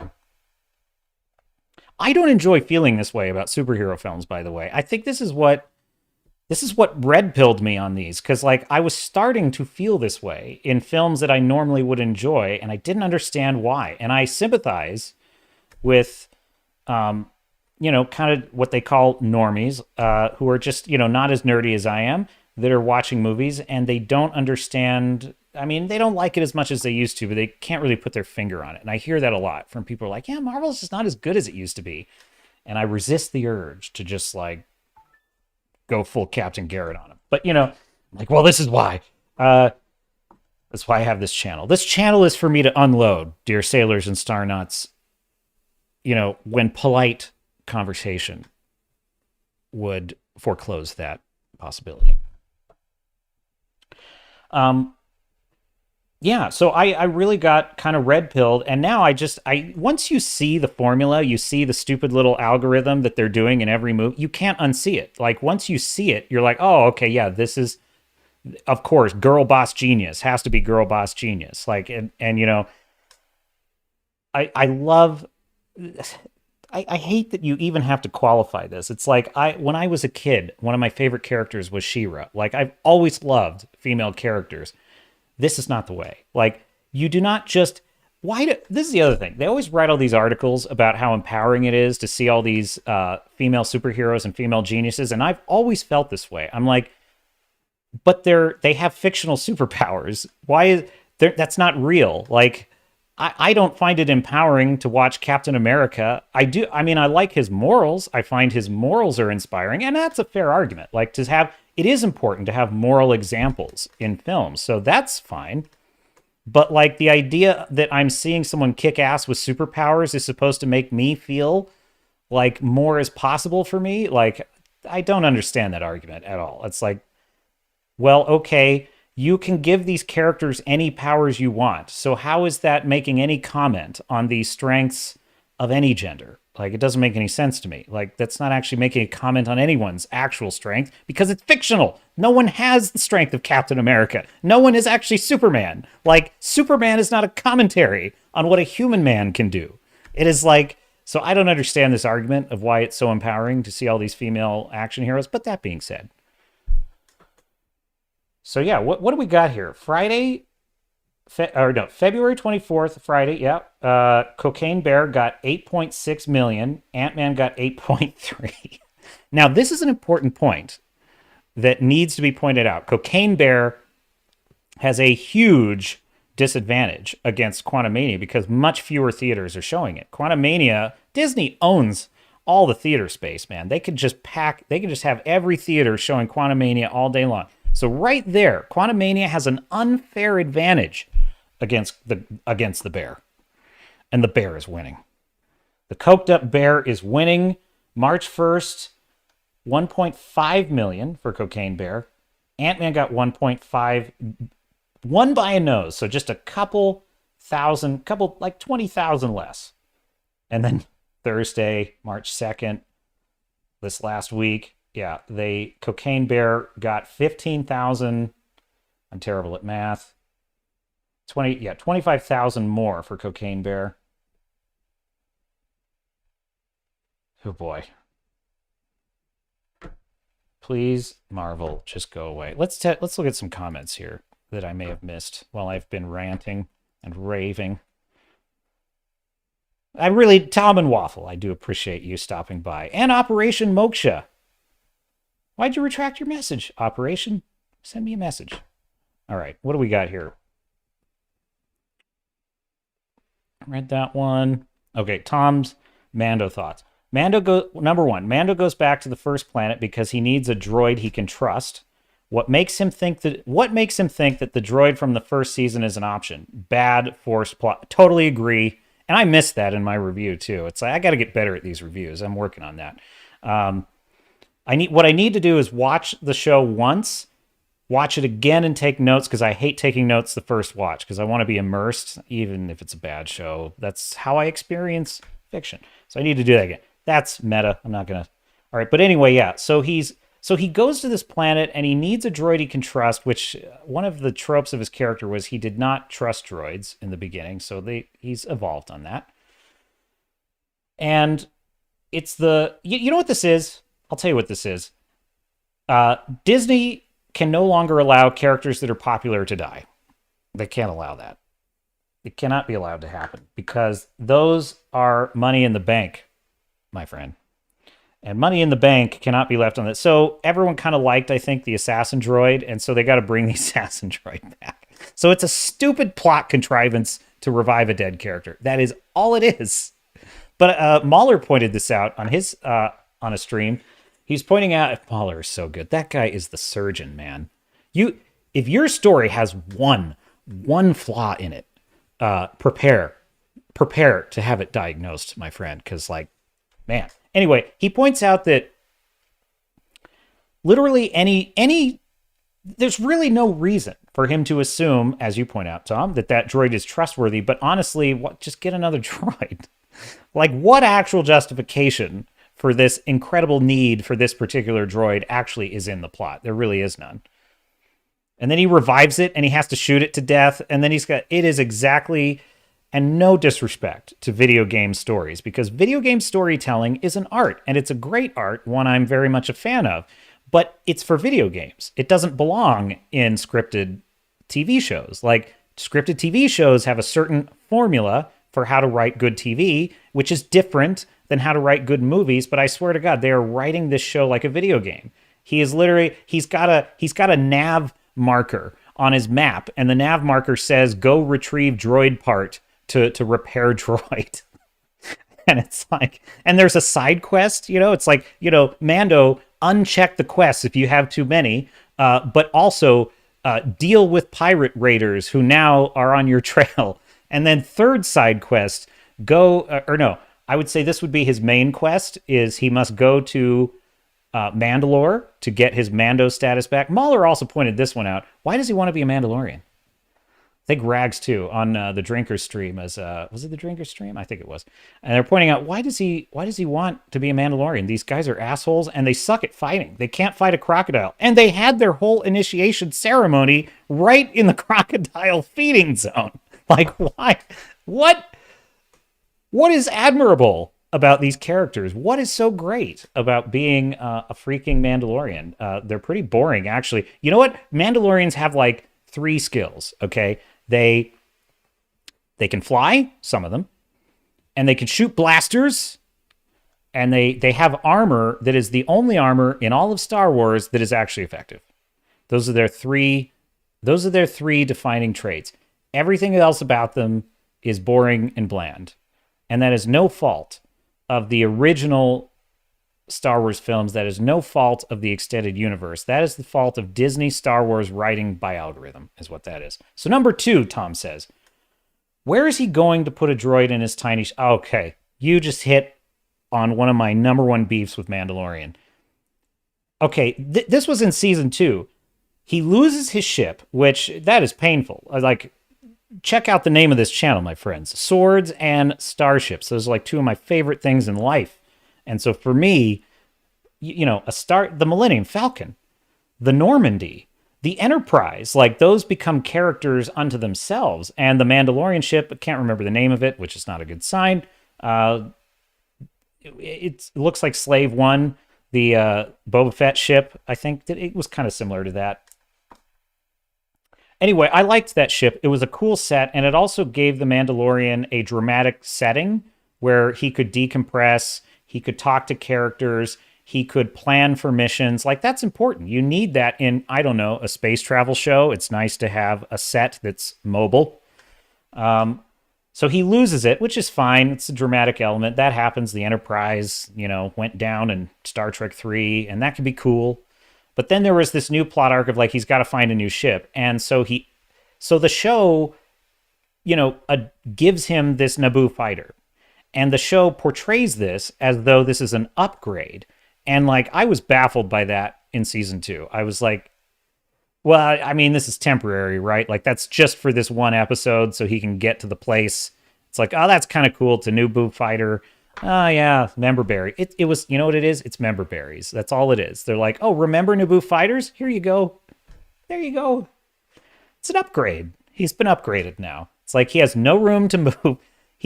Where does he go to the bathroom in this ship? That's a disturbing thought. I don't want to give that any more thought. So yeah, it's terrible. He's got nowhere to put the droid, like, and I don't care. I don't care if in episode 3 he upgrades to a new ship. I really don't care. I was like, I don't know. I don't know where they're going with that. Tom also says, where is he going to put anything in that thing? Not a good vessel for adventures. Hopefully he gets something better that can dock his small fighter. I mean, I would agree with that if I cared enough to hope anything for this show. I really don't anymore. I'm just burnt out on, I will say this. I liked a lot of The Mandalorian season 1 and a decent amount of season 2, but I've always had this kind of beef with the show, and it was that a lot of it is just side quests, and that does bore me. It does in many episodes bore the hell out of me. And I think what is probably what I liked about it in the beginning was that it would call back to lore, and that only goes so far. You need a compelling narrative. And actually him saving the life of Baby Yoda, Grogu, was a compelling narrative for a while. And now it's not. It just isn't. So having Grogu back on the show is lazy, but also ineffective, because the whole reason Grogu and the Mandalorian had an interesting relationship was because of that mission. And now we don't have that mission, and we don't have that relationship. And I will further point out he's a non-speaking character who's working with an almost non-speaking character. So we have an almost non-speaking protagonist and a totally non-speaking deuteragonist, or I guess arguably co-protagonist. I mean, how are you supposed to have compelling drama with two characters that there's almost no speaking lines between them? So and frankly, I was getting worn out on this in season 1. It was like, okay, it's cute that he's a baby, but I want to actually know something about his personality. But now it's like, no, they picked the perfect alien for this. Because of his life cycle, he'll be a baby forever for the purposes of this show. And I'm like, that's terrible. My whole thing was, I kind of was excited about the idea of him training with Luke because he could come back and he could speak. And he could start talking like Yoda, and that would have been cool. Maybe cool. I mean, let's not get ahead of ourselves. I'd have to see it first. Waffle says, I enjoyed JW 1 and 2. Sorry, I'm terrible with acronyms sometimes. JW 1 and 2. You got to tell me what JW is. But 3 felt like John Wick. That's right. We were talking about John Wick. John Wick 1 and 2, but 3 felt like the entire movie was set up for the 4th, which is fine. But it felt too much setup and less of actual movie, if it makes sense. 2 hours felt like 3. I understand that criticism. I enjoyed John Wick 3, and I like I said, I am willing to forgive some of the outlandishness of the world because of how well they've built it, how slowly and carefully they have built it, and to the extent they keep doing that, I think it will keep being pretty good. But yeah, there's only so much. I will say this, John Wick 3 was a bit of a fetch quest. It was like he's got to go to Casablanca so he can get to this guy, who can get him to that guy, who can get him back to that guy. And so that is a fair critique, and it definitely dragged the pace of the movie. And, you're just the emotional core of that first film. How are you ever going to duplicate that again? And nor should you try, because it was what it was. There was a strong emotional core of the film, which was his relationship with his wife and by extension, the dog. And that was important. And now he's kind of just on constant revenge missions, and which is not bad. It's kind of fun, but it's not as filling as, the first one. It's kind of a little bit of emotional junk food, I will admit. And Waffle goes on to say, but I heard the 4th is really good, maybe on the same level as the first movie. Chris Gore, I don't know if you heard what Chris Gore had to say on this, but he was on the Nooner, the Nerdronic Nooner, and he was saying that he's seen it, and he said it's fantastic. He said it's like his favorite one since the first one. But he pointed out that it didn't have that emotional core the first one had. and that it was, most of, I think his positive remarks were because of the action was just so good. He's like, you just have never seen John Wick action like this. And I think that's cool. Like, I'm down. I'm here for it. I'm totally excited for this. I think it's going to beat the crap out of woke Hollywood garbage that's failing. So I love that. One thing I love about John Wick is it is beating the crap out of all the repurposing franchises. Like, when you think about Lord of the Rings, Rings of Power, and you think about the Disney Star Wars and the Marvel and the DC and just all these properties, and they're digging up Willow. They're digging up things that are just cult classics now. They're digging up cult classics now and trying to turn them into giant MCU multiverse franchises. It's so stupid. John Wick is its own thing. John Wick is totally original and does its own thing and does it well. Like the character itself, like the title character himself, the John Wick franchise is a film franchise of focus, commitment, and sheer will. And that is a great thing. So I'm excited for 4. And I want to support it just because it is the anti-Hollywood at this point, because it's just quality storytelling that's not, shoehorning dumb political messages into it. Deuteragonist. I got that one from I got that one from a friend of mine who is very proud of his intellect, and he once commented on my work about a deuteragonist in my story, and I did not know that word until then. And now it is a fancy $6 word that I can use on my channel so that I can sound smarter than I am. Waffle says, yeah, it was Chris that said it. Yeah, I mean, Chris, even when I disagree with Chris, I trust that man's opinion on films implicitly. Implicitly. He has anything to say on a film, I lean in. And by the way, that's what I used to love about actual professional film critics. I used to love watching, I was a little bit too young for Siskel and Ebert, but I do remember watching like Ebert and Roper when Roger Ebert was still around. And then they had a great series of like guests when Ebert got sick. They had a great series of guest commentators, and they would just kind of do detailed reviews, and they would talk about the films. And what I liked about it was I didn't always agree with them, and they didn't agree with each other. And it was a lot like Red Letter Media, I would say, just not as funny. And they would just kind of mull it over, and they would talk about the films and the things they liked, the things they didn't like, the performances that worked, the performances that didn't work. And Chris Gore reminds me of that. He reminds me of that because he's actually honest. He's authentic. He's not out to like shill for anything. He just wants to give his honest opinion. And he's very passionate about what he's passionate about. And I love Alan on Film Threat too. I've definitely warmed up to Alan because at first, when I first saw Alan's reviews, he was just praising some Disney stuff. What was it he saw? He saw, I think he saw Multiverse of Madness, and he was praising. He liked it, I was like, I don't know. I don't know about Alan. I don't know how I feel about that. But actually, I've come to really respect Alan too, because even when he likes something, he's got reasons, for it. And I like a lot of his takes. So definitely trust Chris Gore. What else we got?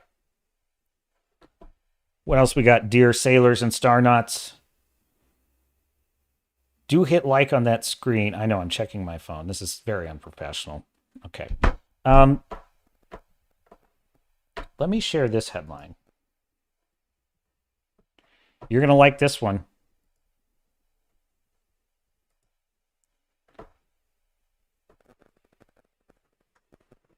Dungeons and Dragons, Honor Among Thieves is more woke garbage. Okay, let me just preface this by saying, I watched the trailers in good faith. Here's the thing. I'm not like the most giant Dungeons and Dragons fan that is of the fantasy world itself. I'm not super into it. I like fantasy worlds like Lord of the Rings typically better. That being said, I have played Dungeons and Dragons and really enjoyed it. And I have a very soft spot in my heart for Dungeons and Dragons, And I also it was like the first time I'd ever been introduced to an RPG when I was in like junior high. Like that was what it was. It was Dungeons and Dragons, and it was considered evil because I was raised Catholic, and it was witchcraft. I was not allowed to play it, and so I had to play it on the sly. but I loved it. I loved it. I got to be this character who was trapped in a dungeon and had to escape. And, it was just me and my friend playing it. It was cool. And that was it. From then on, I was like, I love this format. I love this idea of doing an RPG story with friends. And of course, I've DM'd several games, as you know, Squire Tom. So I have a very soft spot in my heart. Now, here's the thing. I see these trailers, right? It's drivel. It's absolute drivel. This, and I couldn't put my finger on just what it is. Because, when you see a trailer and you don't like it, you're like, this is crap, like the CGI is garbage, or the jokes are stupid, whatever it is. But there's something else bothering you, and you just can't put your finger on it. And I think what I finally hit upon with Dungeons and Dragons is this an adaptation? Watch this dumb trailer. It's got rock and roll music. Nothing in it looks medieval. All the characters sound like they're from Southern California, and they're making dumb Marvel quips all the time. And I'm thinking to myself, how is this an adaptation of the Dungeons and Dragons world? And I think I sort of chalked it up to just, I'm not a giant Dungeons and Dragons fan, so maybe I just don't get it. But then the more I thought about it, the more I realized, no, I get what they're doing. What they're doing is they're not adapting the Dungeons and Dragons world into a movie with this, Honor Among Thieves. They are adapting what they think Dungeons and Dragons is for people who play it. Okay? In other words, they're adapting the gameplay, not the in-world gameplay. They are adapting the actual gameplay from, if you've ever watched Critical Role on YouTube or whatever, if they have probably heard of or seen that, and they see people sitting around a table joking, memeing on things, making fun of each other. That's the gameplay, right? That's you're playing a game with friends. It's like a game of Uno. You're playing a game of Uno. You're adapting that experience of you're joking around a card table, right? That's what they're adapting. And they're putting a facade of fantasy over that. So essentially, Chris Pine's character, what's his name? Why am I forgetting his name? I think it's Chris Pine, right? Correct me if I'm wrong. Chris Pine's character is literally like the dopey guy who's, drinking beers at the table, playing Dungeons and Dragons and doesn't take it seriously, and he knows being a bard is stupid from his perspective. He thinks being a bard is like a dumb character, and he's playing it for laughs, right? And so that's what he's doing at the game table. And then, right, so that's just an example of what they're doing. They're taking what they consider the experience of playing the game to be, and they think that's what players of the game probably want to see, is what I'm thinking. And my question is, do Dungeons and Dragons players want to see that? I don't know. I really don't, because I think Dungeons and Dragons is the most mainstream RPG tabletop thing there is. I don't think there's anything more mainstream at this point, and it was not always like that. Let me tell you, that is a recent development. But now I actually think there's a certain level of just average, ordinary normies that play the game now. And dare I say, females sometimes play it. And so it's more mainstream than it used to be. So maybe there's enough normies that like it or know of it that they won't care that this is a dopey played for laughs. It's really what this is nerd face. This whole movie is making fun of nerds. Like the whole joke in the movie about, we need to make plans. Get a drink at the bar? Let's get a drink at the bar. And then it's why do we need you? And he's like, I make plans. We don't need you for that. And he's like, I'm also a bard. So let's not talk about me being a bard. And then they show him dancing around with his lute and he looks stupid. And it's because that's what they think of nerds. You're stupid for liking this. You are stupid for being 40 years old and sitting at a table with a pen and paper and writing down what you scored on the D20. You're dumb for doing that. So the only reason that people would enjoy this is if we're making fun of it. That's what they think. And that's what makes me furious about this movie. And they may not even know consciously they think that, I think they do, because Hollywood's a bunch of garbage people. But there are good people in Hollywood that are trying to do a good job, but they just don't understand the things they're adapting, I think. And so to the extent that someone is trying to adapt it, they just subconsciously don't get it, right? They just don't get why people are playing this game. Why do you play D&D? You play D&D to have fun and have drinks and have laughs, and also to immerse yourself in a serious fantasy world. That is why you play D&D. You play it because you want to be a character in a fantasy novel. That's what you want to do. You want to actually have that feeling of like Bilbo, going through the dark and he finds the magic ring and he's got to talk his way out of a deadly situation with Gollum. Like, that's cool and that's serious. That's a real story. That's a story that immerses you. D&D allows you to take the part of the character in that story. And so, yes, the meta level of it is, yes, we're friends sitting around a table laughing and memeing and joking. But the real game level of it is we're in this world together and we're adventuring. That is what the film should have adapted. It should have adapted the Dungeons and Dragons world. And in the Dungeons and Dragons world, you can die. In the Dungeons and Dragons world, an orc could behead you, right? That's what the rules are for. The D20 is to ensure that that is a possibility. That, like, your character, you get cocky, you decide to spring that trap, and you don't have the skill to do it, you could die. So there's an actual sense of stakes in the game.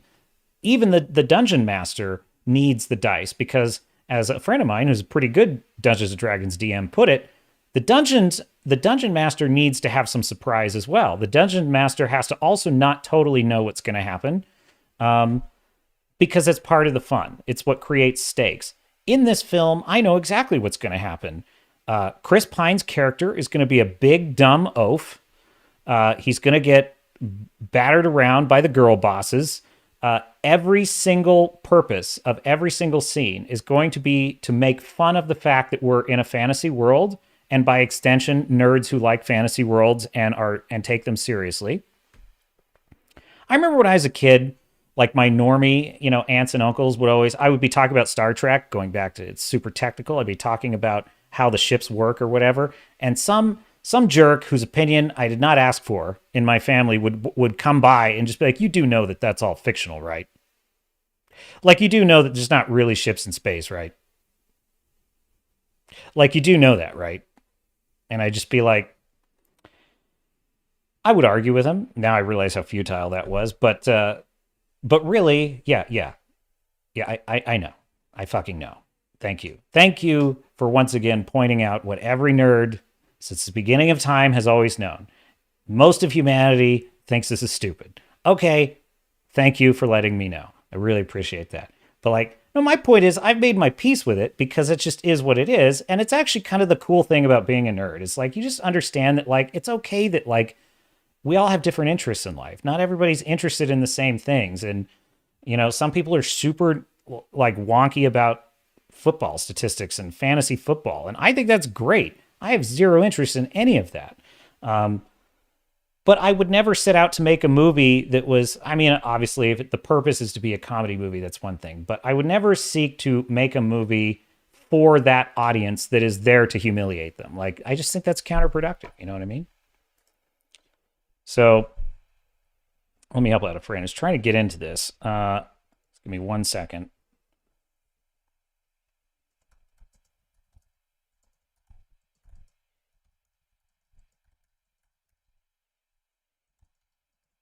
Okay, sorry, I know, super unprofessional. Okay. Look, I need all the viewers I can get. All right, what is the chat saying? Fu Man Blue says LOL. Which one? I had a lot of good ones in there. No, I'm just kidding. So, yeah, Dungeons & Dragons, where am I at here? I'm sorry, I just lost the plot totally. Dungeons & Dragons, Honor Among Thieves, more woke garbage. So this just piles on because I didn't know if this movie was going to be woke. It kind of looked pretty woke in the trailers, but sometimes they're not as bad as they look in the trailers.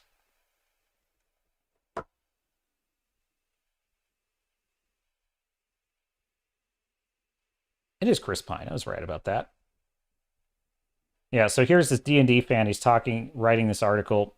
I wasn't actually sure if it was going woke, but I knew it was going to be goofy based on Chris Pine playing a bard and what I've seen from the footage. I figured it was just another wannabe goofy Guardians of the Galaxy type movie. Yeah, that was my first knee-jerk reaction too. I was like, I think they're going for a Guardians thing, but every time I'd see that trailer, it just made me want to frickin' blind myself. I hate that trailer, both of them, so much. I can't even describe to you. Like, the stupid chest that, like the treasure chest that opens up and turns out to be teeth, and it's played for laughs. It's like, dude, what if Guillermo del Toro did that? What if Guillermo del Toro did the chest that comes to life and tries to eat you? It would be freaking scary. Mark my words, that would be one of the best parts of the movie if Guillermo del Toro did that. But no, they don't play it that way. Pan's Labyrinth, man. What a great, creepy, scary fantasy world that is, right? It's like, why couldn't you make the D&D world more like that? That would be cool. So anyway, but then as I just mentioned in that extended rant, I mean, then I realized, no, this isn't Guardians of the Galaxy. This is Nerdface. That's what this is. They are memeing on people who play D&D. That's what this movie is. They're memeing on us, which, you know, if it were done in an affectionate way, never mind. However, oh yeah, this was the quote. They love emasculating leading men. In an interview with the directors and writers, it was learned that they changed everything about the characters in order to fit with their agenda, which is the definition of wokeness. Agreed. Oddly, co-director Jonathan Goldstein claims it isn't woke, but it seems likely he is just trying to deflect opposition to his movie, as woke after woke project has failed big time in Hollywood, and no doubt Dungeons & Dragons, Honor Among Thieves will be next, and they don't want the woke label. Speaking with Variety, the directors of the flick reveal they intentionally emasculated the male characters and made the female characters look better. That's woke AF. Exactly, because real storytelling with actual strong, not every character is strong, by the way. So why does every female character have to be strong? There are strong and weak characters in life and in stories. So number one, I hate this phrase, strong female character. How about female characters? Some of them are strong and some of them aren't. How about that? Balance. That's storytelling. Woke storytelling is we want to project a false projection of the world that doesn't exist in real life. It does not exist. We want to create a movie that conforms to the reality that we want portrayed. Because, here, just pause for a moment. What is wokeness? Wokeness is force. Wokeness is the use of force. That's basically what it is. You can persuade people of your point of view. You can have stories that are allegories that are meant to kind of have a lesson in them or a message in them. You can have fictional stories like Star Trek has done in the past, debate ethical issues that are relevant to modern issues, but in a way that invites people to think and be persuaded. That's one way to do things. Another way is propaganda. And propaganda is just force. That's basically all that is. So that's what wokeness is. Wokeness is, we want to see more women recognized as geniuses. We will write a story in which women are always geniuses. And if people don't like it, it's because they don't agree with that idea. They don't like women as geniuses. It's like, no, no. The character was annoying and stupid and was not very likable. That's why people didn't like it. Or the concept of this character being a genius was implausible in this context, right? But they're not interested in that. They just want to portray what they think reality should be, and they don't care if the audience buys it or not. They're not interested in whether the audience is not a participant in woke storytelling. The audience is not a participant. The audience they are to accept what is being presented to them and not question it. They are there to be downloaded with information that they should already have in their psyche, but because they're such bigots, they don't yet. And so they are there to receive their download, and they are there to praise the great artists of the state for giving them the benefit of their knowledge. And that is what woke storytelling is. So I am totally fine with liberal storytelling. I'm just not okay with woke storytelling. They went out of their way to make the male characters look like big pussies, while the female characters are the strong ones. That's woke AF. Okay, yeah, I read that already. I want to get to the quote. What was the actual quote?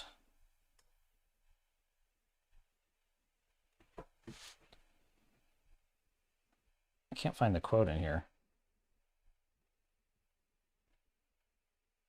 John Francis DeLay and Jonathan Goldstein answer back, they didn't intentionally go out of their way for wokeness, yet they say they love emasculating men.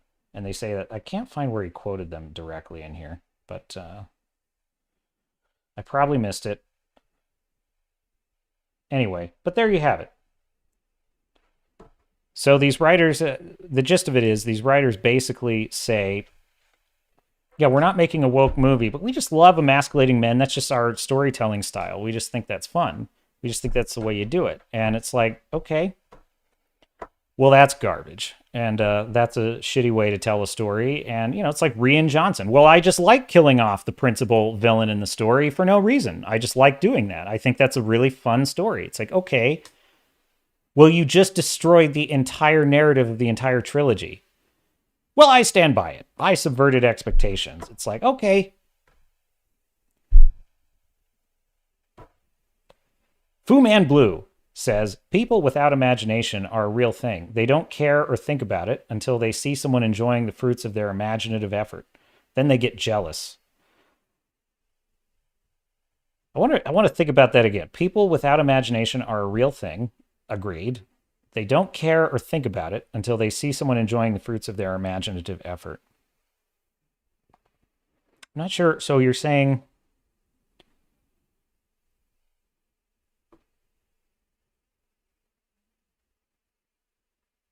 So they have no imagination, but then they don't think about it until someone is enjoying the fruits of their imaginative effort. Okay, I think I see what you're saying. So someone like Rian Johnson, who really has no imagination. Now, I don't get what you're saying. I'm sorry, Fu Man Blue. Then I do agree that people without imagination are very jealous of people that do great things. So, Tom says, that was with regard to the person who asked if you knew Star Trek ships weren't real. Oh, okay, thanks. Thanks, Squire Tom. I appreciate that. That helps. Oh, okay. I get what you're saying. See, I got to stay current on the chat, right? I miss it. Okay, yeah, no, that's a great point. So the reason that they're coming along saying, that's fiction, right? That there's not really Captain Kirk out there in space. Like, you understand that's fiction. Yeah, they're trying to... I mean, I don't want to get super melodramatic here, but it's the crabs in a bucket thing, right? They're trying to take something... they just don't like, it's just human nature. I'm not even blaming any particular subset of humans. It's just human nature. We're a little bit crabs in a bucket. We see one of the crabs start to crawl out and we start pulling at them. And, and when I catch myself doing it to other people in whatever ways, I really try to notice that and pull back and be like, oh, there it was, that human instinct to not like it when someone else stands out about doing something. And I think that's why it's hard, man. It's hard to be exuberant. This may surprise you or maybe not. I don't know. I was a very exuberant guy when I was a little kid. I was very exuberant. I would dance, I would sing, I would make jokes. And then life beat the shit out of me. and I stopped doing that. And I became very quiet and reserved. And I actually began to think I had always been that way. I was very introverted for a long time. And I mean, I still consider myself to an extent introverted, but I really was I wouldn't talk to people. And it took me a long time and a lot of, basically being drunk a lot to suddenly realize what it was, that I was trying to get away from, and that's part of it too. It's like standing out. It's brutal, man. People and when people see that you're having fun and they can't share that with you, they could just wish you well and say, "Oh, that's great that you like that," and move on. But they can't. Some people have to be petty and they have to try and take that away from you, or they have to justify in their own minds why they think. I used to do this with sports. To be fair, you know what? I was guilty of this with sports. Like, there was a time early in my life I hated sports. I didn't understand it. I didn't understand why people like it. And I would tell people that. I'd just be like, you do get that none of this matters. They're just players on a field. Like, there's just arbitrary rules that they're following. Like, why does anybody like this? And now I recognize that was the same thing. It's like, I am a crab in a bucket, and I'm taking someone's fun away. And so I don't do that anymore. And actually, I quite envy sports fans. I really do. I love how much fun they're having, and I wish I could have that fun. I wish I could care, like how many shots Kobe makes, or, that pass that the quarterback caught. I could not care less. But I love that people care about it, and I did enjoy hanging out with people that cared about it, because everyone was having fun, and people with different political opinions weren't arguing. They were just agreeing on how much they loved the game and how interesting it was, and debating this call by the ref and that statistic that this player had and who's going to get drafted next. And it was all gobbledygook to me, but I enjoyed watching it. I was like, oh, they're having so much fun. So that makes me sadder than it kind of is. Like, so yeah, I make it a practice. It's my own personal practice when I notice that. And really, it's kind of futile to like never, engage in these behaviors, because we're all human. We're just flawed creatures. It's just our nature. But if you can notice when you're kind of taking the air out of someone's balloon without realizing it, once you notice it, you kind of naturally stop doing it. Because once you see it in yourself, you're like, oh, I'm doing that. Okay.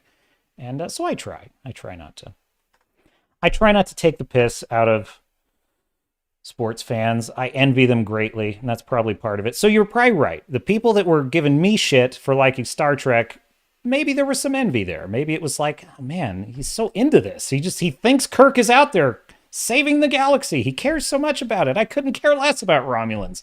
And it's like, so I got to take him down a peg. Passes. I did not say passes that quarterback catch. What I said caught.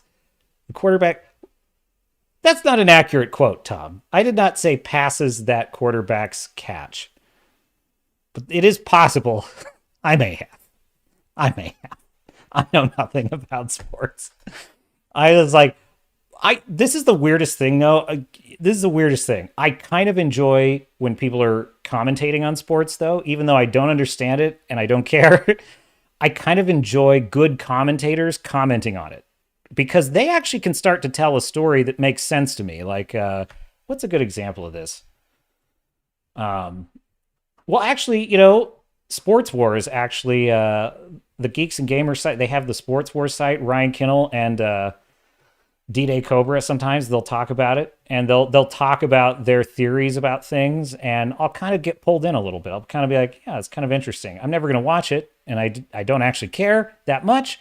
But for some reason, for a brief moment, when I'm hearing them talk about it, it's fun to listen to. I don't know why. It's weird. It's not like I go out of my way to listen to it, but I kind of enjoy it. Watching like an auctioneer. Okay. I suppose there are some trick plays in which Tom, this is okay. I've really outed myself here, because like he doesn't even understand how a football quarterback works. Like, I mean, there's not knowing sports, and then there's that. But no, I don't. I can't even give an example. I can't even give an example of like a play, because I just don't even. Look, I like it, Lord of the Rings and Star Trek Picard, and it's really Star Trek: The Next Gen Season 8. But that's my jam, man. I could write a story though about a character who cares about sports. That I could do. I'd have to do some research, and I'd have to edit a lot, but I could do it. So okay, I want to talk about The Last of Us. I saved the worst for last. I did. The last of our topics is The Last of Us TV series. Anyone in the chat like this show?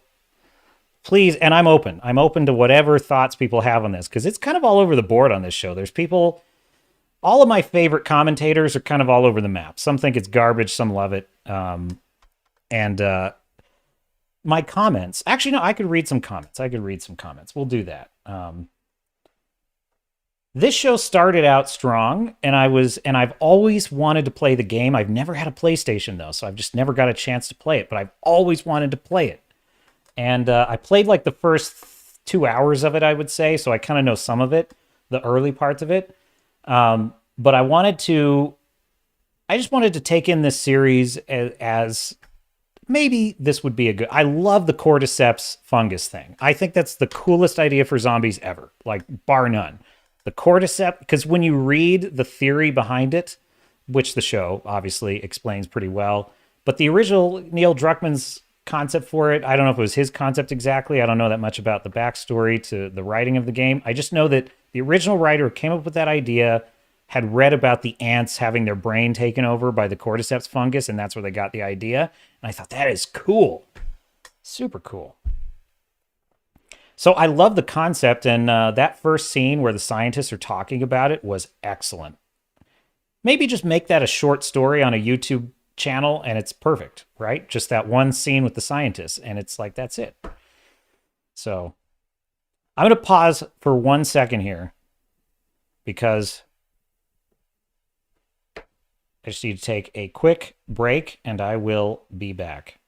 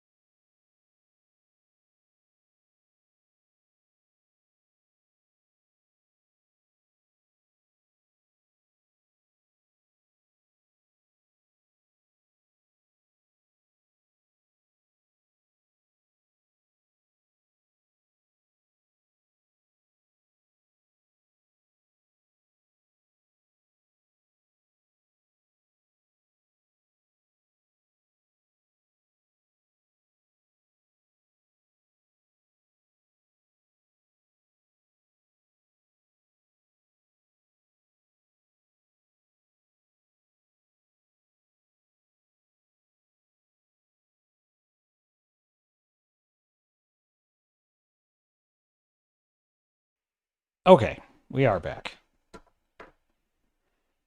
We are back. All right, so getting back to The Last of Us. So the first couple episodes, the first episode I thought was pretty good.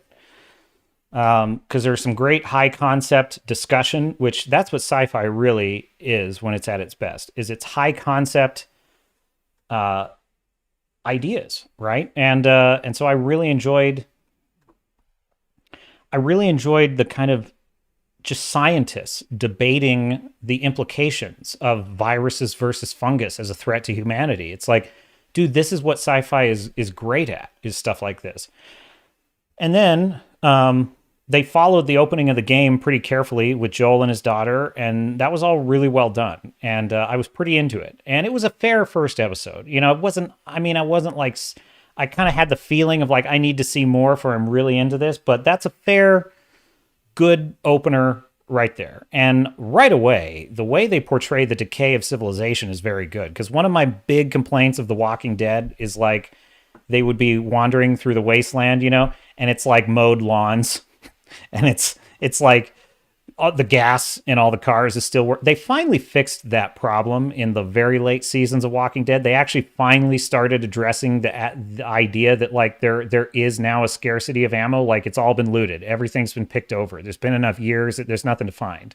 And so they have to start actually using bows and arrows. And there's no cars anymore. There's no gas-powered cars in the later seasons of Walking Dead. So credit where it's due.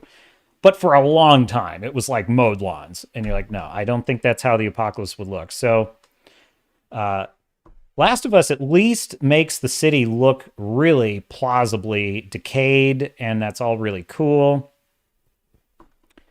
They're drafting on what was already created. This is, again, it's hard to give the writers of this show are the Chernobyl writers. Chernobyl is one of the best.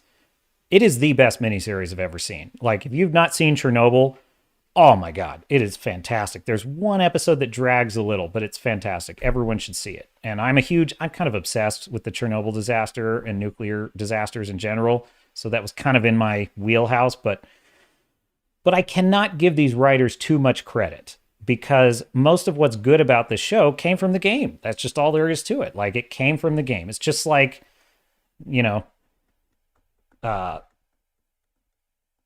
Benioff and DB Weiss. David Benioff and DB Weiss. That's who it was. The writers of Game of Thrones. Like, it turned out that everything that looked like genius writing on their part turned out to just be George R.R. Martin's source material. And I think that's what's happened here. Is I don't think these writers are delivering the best. The best parts of the show are not coming from them. It's coming from what was already established. But they are contributing some pretty good stuff. So I liked episode 1. Episode 2 felt a little bit fillery. It was a little bit of filler.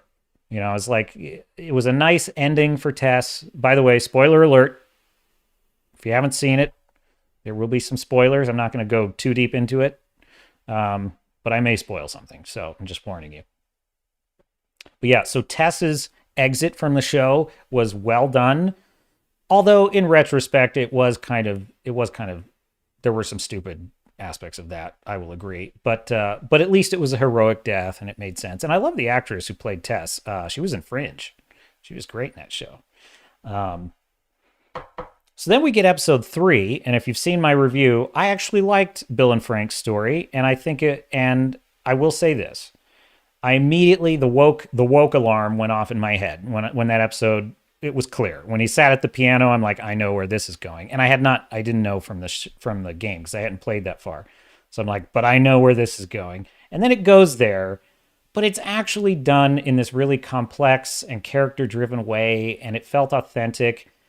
Still, to have your third episode is not supposed to be about 2 ancillary characters. Your third episode, and by the way, a flashback like that could only be justified if the payoff for the principal characters, Joel and Ellie, was so crucial. Like, if we were so deadly curious about something in the backstory that would explain something in the present, then that might have made sense. But really, all they did is basically say, we just want to take one. It was like the Boba Fett thing. The Mandalorian takes over Boba Fett's show for 2 whole episodes. It's insane. Like, this is bizarre storytelling. The third episode of Last of Us, to me, despite it in isolation being a great story, truly actually a really great story. That episode in isolation would have been a nice little short story, and Nick Offerman was brilliant in that episode. But number 1, it's about a subject matter that does not have a broad appeal. Number 2, it is not germane to the journey of Joel and Ellie to the extent that it needed to be to justify that much screen time. So that was a big red flag. I was like, you know what, this is not going great. You get one of these series. You've earned enough of my trust. I wouldn't say trust. I've never trusted this series. You've earned enough of my interest to get one of these. But we better see some zombies in episode 4. Like, we better see some action. And you know what? I will just tell you that pretty much the rest of the the only good episode of this season that was really good, was episode, let's see, what are the episodes we got so far? I'm going to go through this list here because I literally just, I'm going to the Wikipedia list and let's just see what we get with this show. Episode 1 is good. 2 is fine. Long time. We know how that went.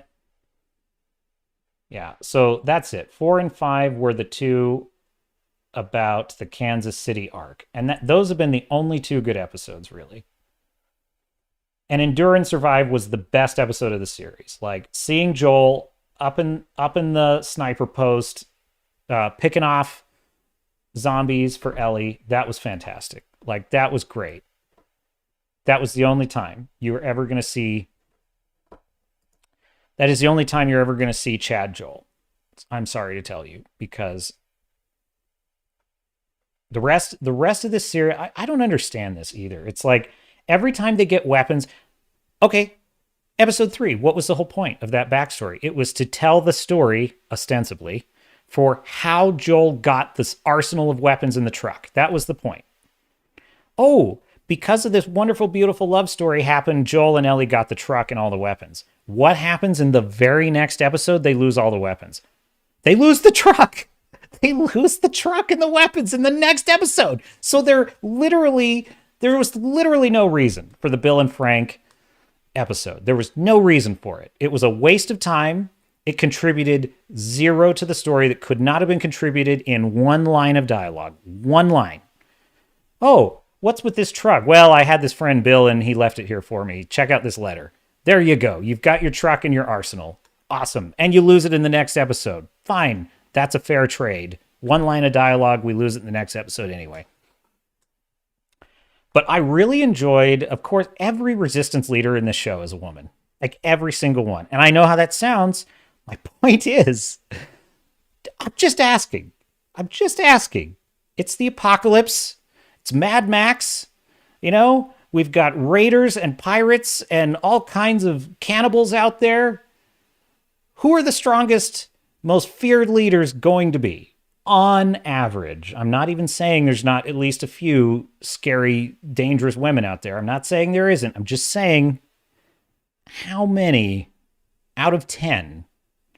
Anyway, my point is, but actually I really did like this is a problem with the show. It is still well written, despite it using these cliches and despite it using these tropes. It's actually still pretty well written to a point. So I enjoyed watching Joel fight with the resistance leader. I kind of enjoyed Henry's story. That was it. That was the one episode that was a zombie apocalypse episode for me. Everything else in this has been filler or backstory. All of it. So. And the last 2 episodes were awful. I'm still working on my review because they were kind of so boring that, and it's interesting too, is like, I got a comment from someone saying they really enjoyed this season, and which is fine. If you're enjoying it, I understand. Here's the thing though. Joel, he loses his weapons all the time. He gets ambushed all the time. He's effective against like 1 enemy at a time. If there are 2 enemies after Joel, there's like a 70% chance he's getting stabbed or someone's going to get the drop on him. Like he almost never is a badass in this show. And I'm not expecting him to be John Wick. I'm not saying he has to be, but like Rick Grimes, take Rick Grimes from Walking Dead. Like Rick Grimes was a badass, but a plausible badass. Like he also would get ambushed at times. He also would step in it, but he also would sometimes, he would earn the fact that he was a good leader and he was deadly. Like that was clear with the character of Rick Grimes, why he was deadly and why he was a leader.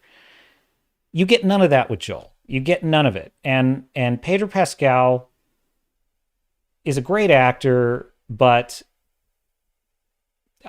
I don't know. This is not a great role for him. Let's see what the chat's saying here. Tom says, there's some hope that they'll make changes to improve future stories like part 2, but probably not enough. And I kind of had the same thought as like, if they don't change season 2, if they don't change the golf club thing, then, this show's dead. Like if Joel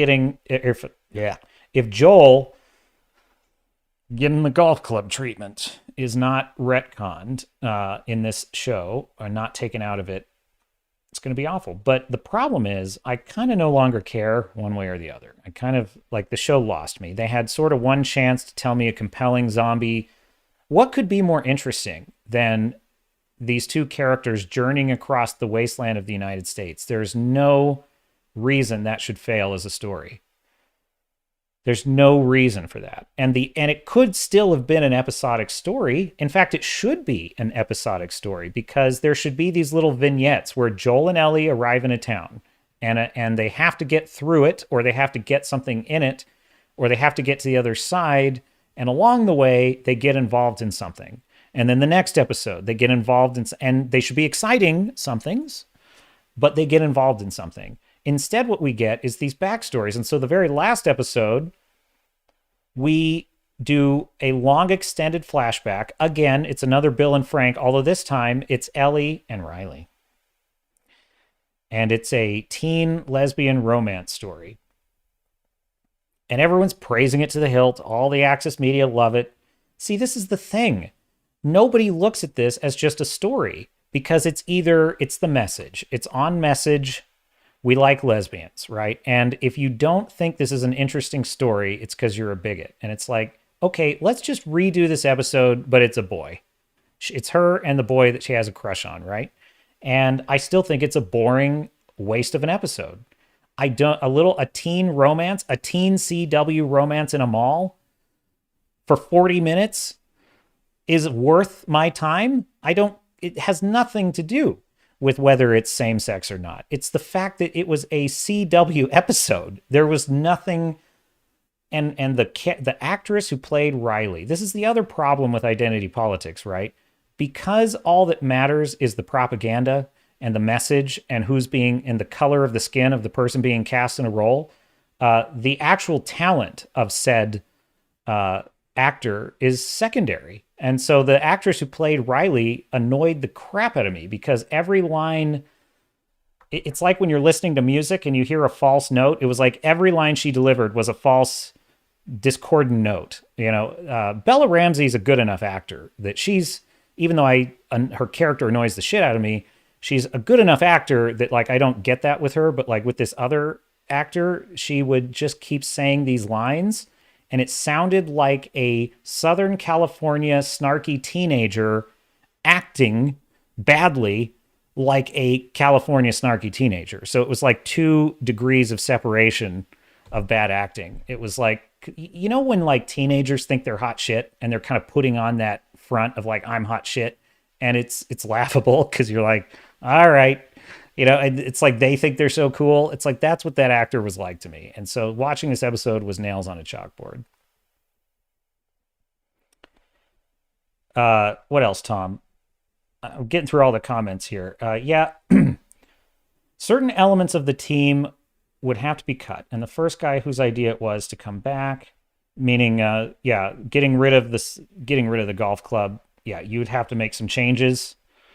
The Bill and Frank episode was the only one I thought that was good television after watching. My woke-o-meter didn't go off at all while or after watching. Mine did at first. My woke-o-meter went off right in the beginning. And here's what the woke-o-meter is telling me. It's that you must like this episode. You must not feel discomfort when you see these two men kiss. That's the implicit threat that woke storytelling has, right? You can feel it. You may not consciously be aware of it, but you feel it. You feel this pressure. There's this subtle pressure. You must like this. That's two men kissing. Did you not like that? Yeah. Did you like that? You're being observed by that's the weird thing about woke storytelling. You should be the observer. You are observing a story, but really it's you that's being observed by the story. That's what I hate about it. I'm okay with a gay romance that knows its audience and is allowing that audience to take part in it.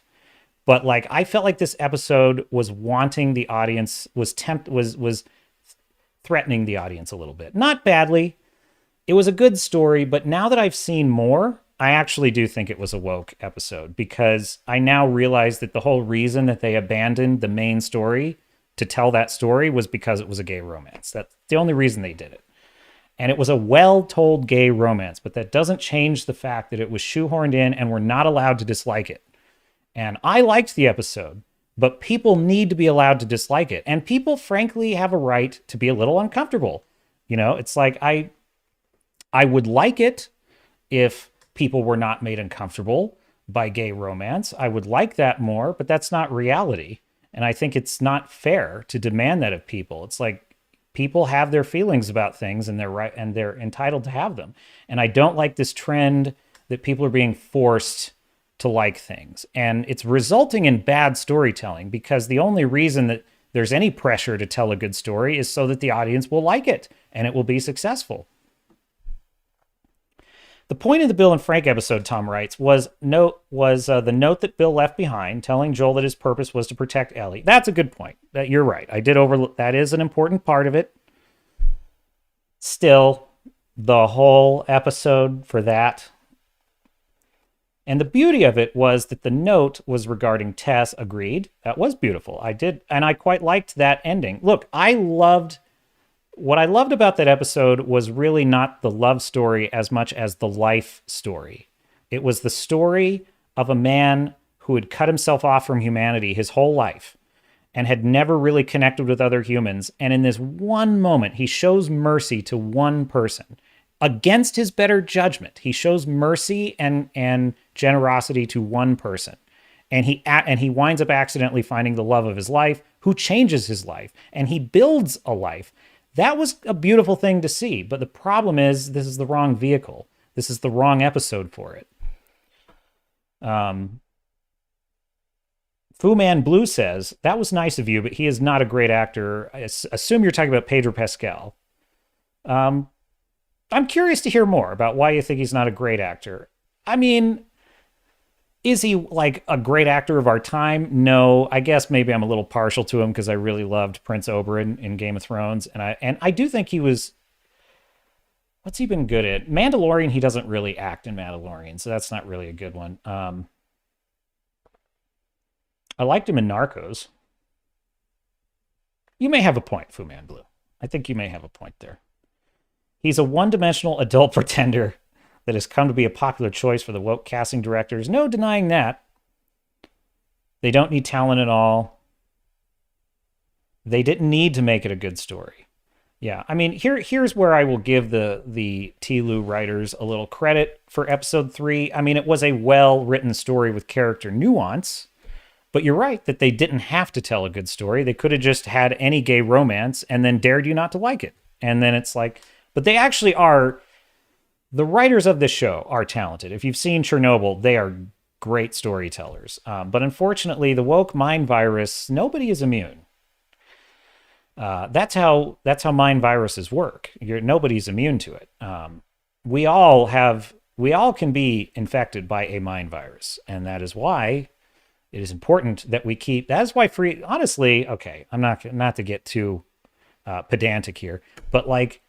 That's why free speech is actually so important, because without free speech, we all become drones. Like without free speech, we all descend into our own echo chambers, and usually that results in a single state-led echo chamber. That's basically what it results. No free speech means eventually there will be one party, one leader, one way of thinking, and the whole country, the whole society, the whole civilization will be required to agree. See North Korea, for examples. That is the result of no free speech. And so free speech is actually what inoculates us, I think, against mind viruses, because we're able to talk to each other and we're also able to have our views challenged. You know, I'm sitting here talking to you and you're challenging, yeah, Pedro Pascal is not a good actor. See, you're challenging what I think about it. And that's healthy.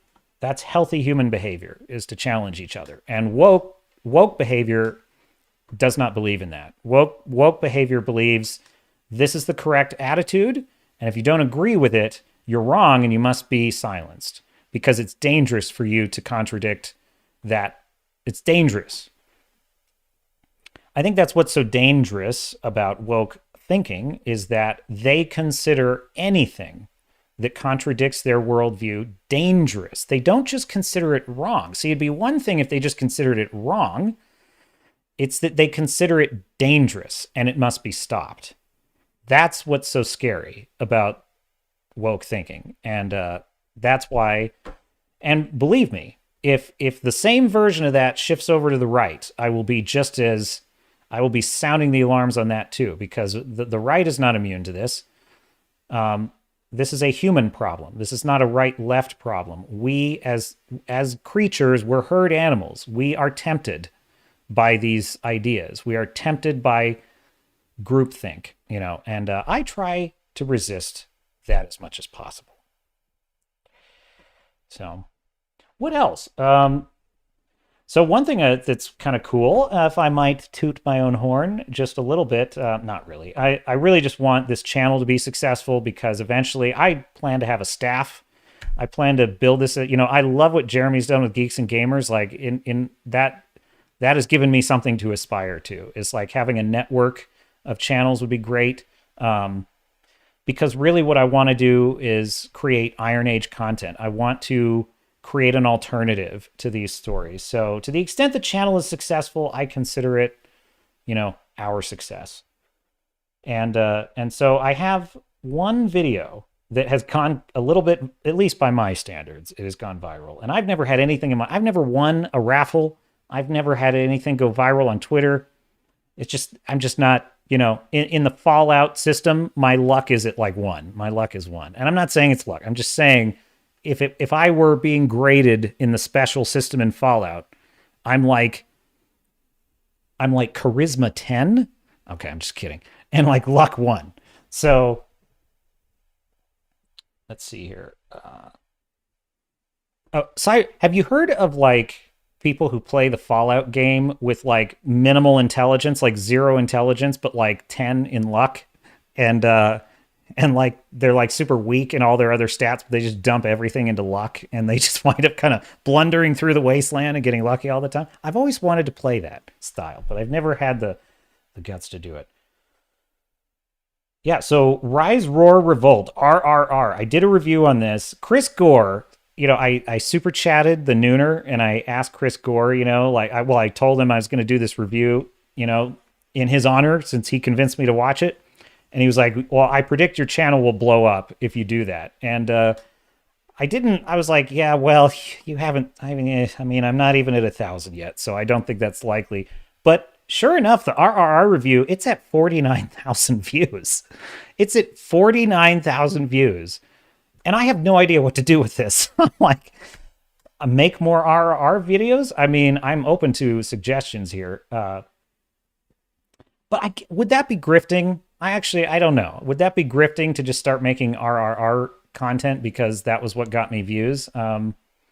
It's weird. It's weird to walk that tightrope, to be like, okay, I want to do more successful things. I want to capitalize on success, but also I want to be true to my channel and what I'm trying to do.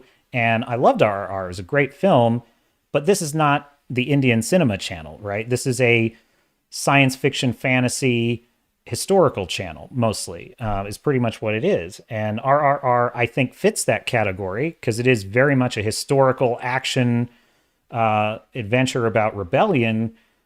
But I'm not going to go through the whole, canon of Indian cinema, right? This is not a foreign cinema channel. So if there is something that's germane, I'll do it.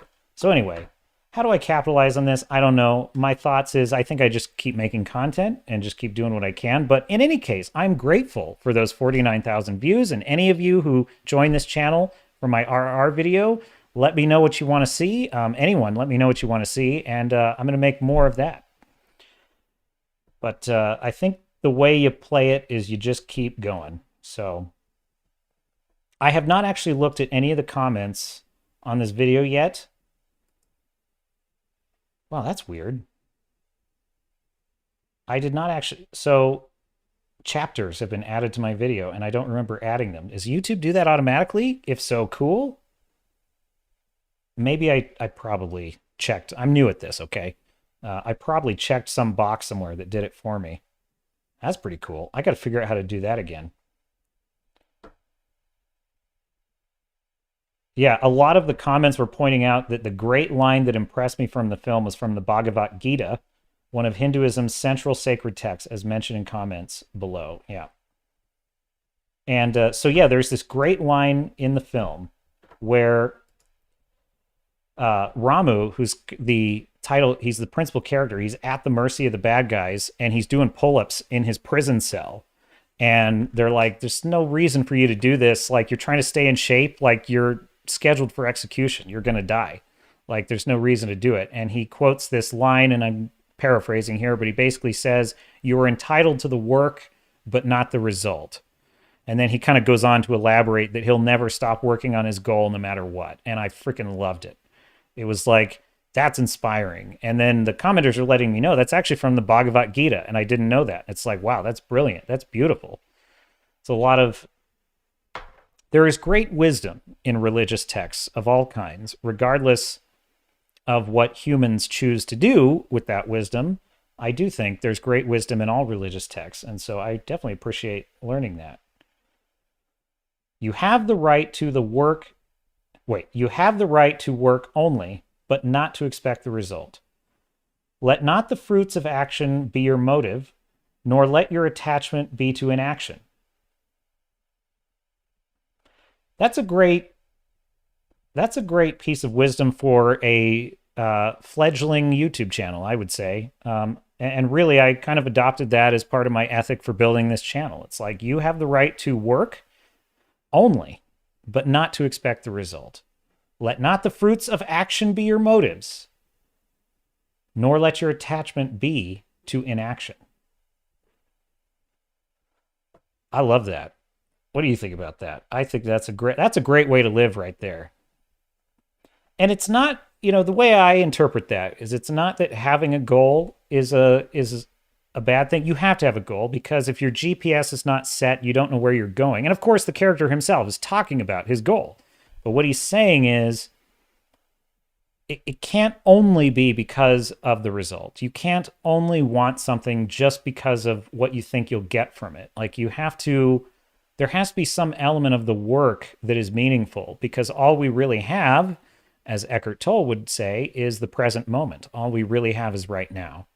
And I'm not a believer that you should just be happy with what you have and never strive for more. I don't believe in that, but nor do I believe in sacrificing everything for your goal. And that lesson I've learned the hard way, let's just say. There has to be something in the present to live for. But I think that's what a good goal is. A good goal is something where you enjoy the work to get there, because once you actually get the goal, like my first goal for this channel was 100 subscribers, right? And to me, that was like, 100 subscribers, what a towering achievement that would be. And I'm like, maybe I could get there in a month, or maybe I could get there in like 2 months. I got there. Thank you, Sailors and Starnauts. I got there in 2 months. I got to 400, and where are we at now? We are at 437. Almost halfway to 1,000. In, really, it was like 7 weeks, I would say, is about where... that's awesome, and I'm so excited about that. But now that I have achieved that goal, it's interesting. It's like, now my mind is on the next goal, right? And so, no matter where it's not the actual goal itself that makes you happy. It's helpful and it's important. You want to hit your goals, but it's not the actual goal that makes you happy. It's the meaningful work and investment of time in pursuing that goal. That's actually what makes life worth living. And that's why I think people who retire without a plan, they go back to work, or they get miserable, or they get bored, because it's like, yeah, the goal was retirement. And once you get retired, if you have no additional goal, you're going to be miserable, because like life isn't worth living if there isn't something to work for. So no, I think there's great wisdom in that line from the Bhagavad Gita. Let me see if I missed any comments here.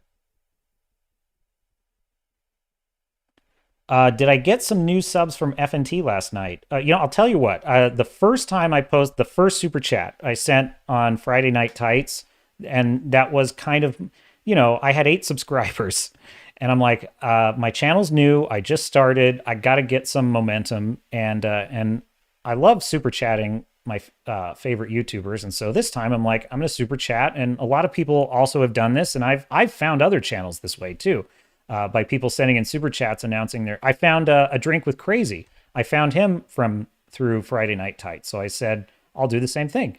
And but I always look at it as I also want to leave a gift, because the purpose of super chats is, as the great Rush Limbaugh would have said, to make the host look good.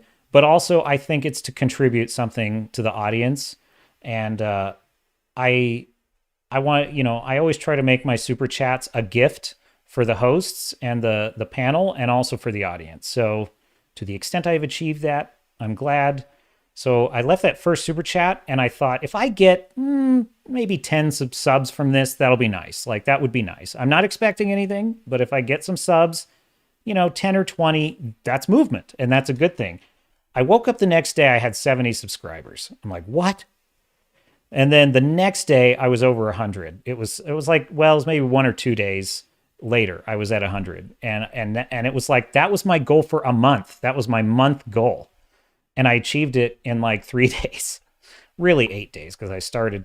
And that was awesome. And I feel I'm super grateful for that. So last night I did another super chat, and I think what's funny is I didn't get like a huge bump from that, but I've been getting, it's started to pick up momentum now. Every day I've got a few more. And I think part of it is just some of the visibility the RRR review got. And I don't know, my goal is, this is my attitude about creative endeavors in general. It's about the work. You've got to do the work. Your professional mindset is the work comes first. And the rewards, the results are nice, but that's not why we're doing it. We're doing it because, well, as the great Stephen Pressfield puts it, because we have no choice. Because what else am I going to do with my life? To be an artist, believe me, I'm not trying to be all up my own asshole about being an artist. Don't misunderstand. I'm just saying, like, it's hard to make money as an artist. Let's just put it realistically. So why would anyone pursue it? I should have given up a long time ago, quite frankly, if I was ever going to give up. And I've thought about it. I certainly have, writing books and stuff, that is. But I can't. I've really seriously considered not writing anymore, and I can't do it. Like, I know that it's what I have to do, because these stories are there. They're in me. I have to get them out somehow. And this channel is part of that goal, but this channel itself is a creative pursuit. And in order to achieve that, you must be a professional. And a professional shows up to work and does the work. And sometimes they get results and sometimes they don't. And they make changes where they can, but it is not their identity. It's not who they are. It's what they do. And so I don't know why I went on that long tangent. I don't know if that answered your question. So I'm sorry if I did not. But yeah, I got a few subs from F&T. Probably, it's hard to tell where they come from now because I've been doing this for a while. But that first bump definitely was F&T. I got my first 100 were all F&T, guaranteed. So Fuban Blue says, everything just falls into place for us, I hear. Like a domino. Love, CG. CG. Wow, GL. Okay, I don't know what those are. This is probably going to be the thing I get memed on as my channel grows, is like, even acronyms I should know, I'll just totally blank on. I'll just be like, what is that? And then someone will tell me, oh yeah, okay, yeah, got it. What's your favorite movie, lad? Says Polo Surf. What's my favorite movie? That's the worst question to ask anyone. That's impossible to answer. What's your favorite movie, Polo? Let me know. Can you answer that question? If you can, you're an impressive individual. That's all I will say. But if I had to give you an answer, you're not going to like it because it's kind of a cheat, but I would say the Lord of the Rings trilogy is my favorite film of all time. And you would probably say, but Captain, that's 3 films, not 1. And I would say, no, it's 1 film. It's The Lord of the Rings, and it's 3 chapters. And that's how I view that film. And I can't pick a favorite of those 3. I can't. I've tried. It's impossible. Fellowship of the Ring is my favorite Lord of the Rings film. Why?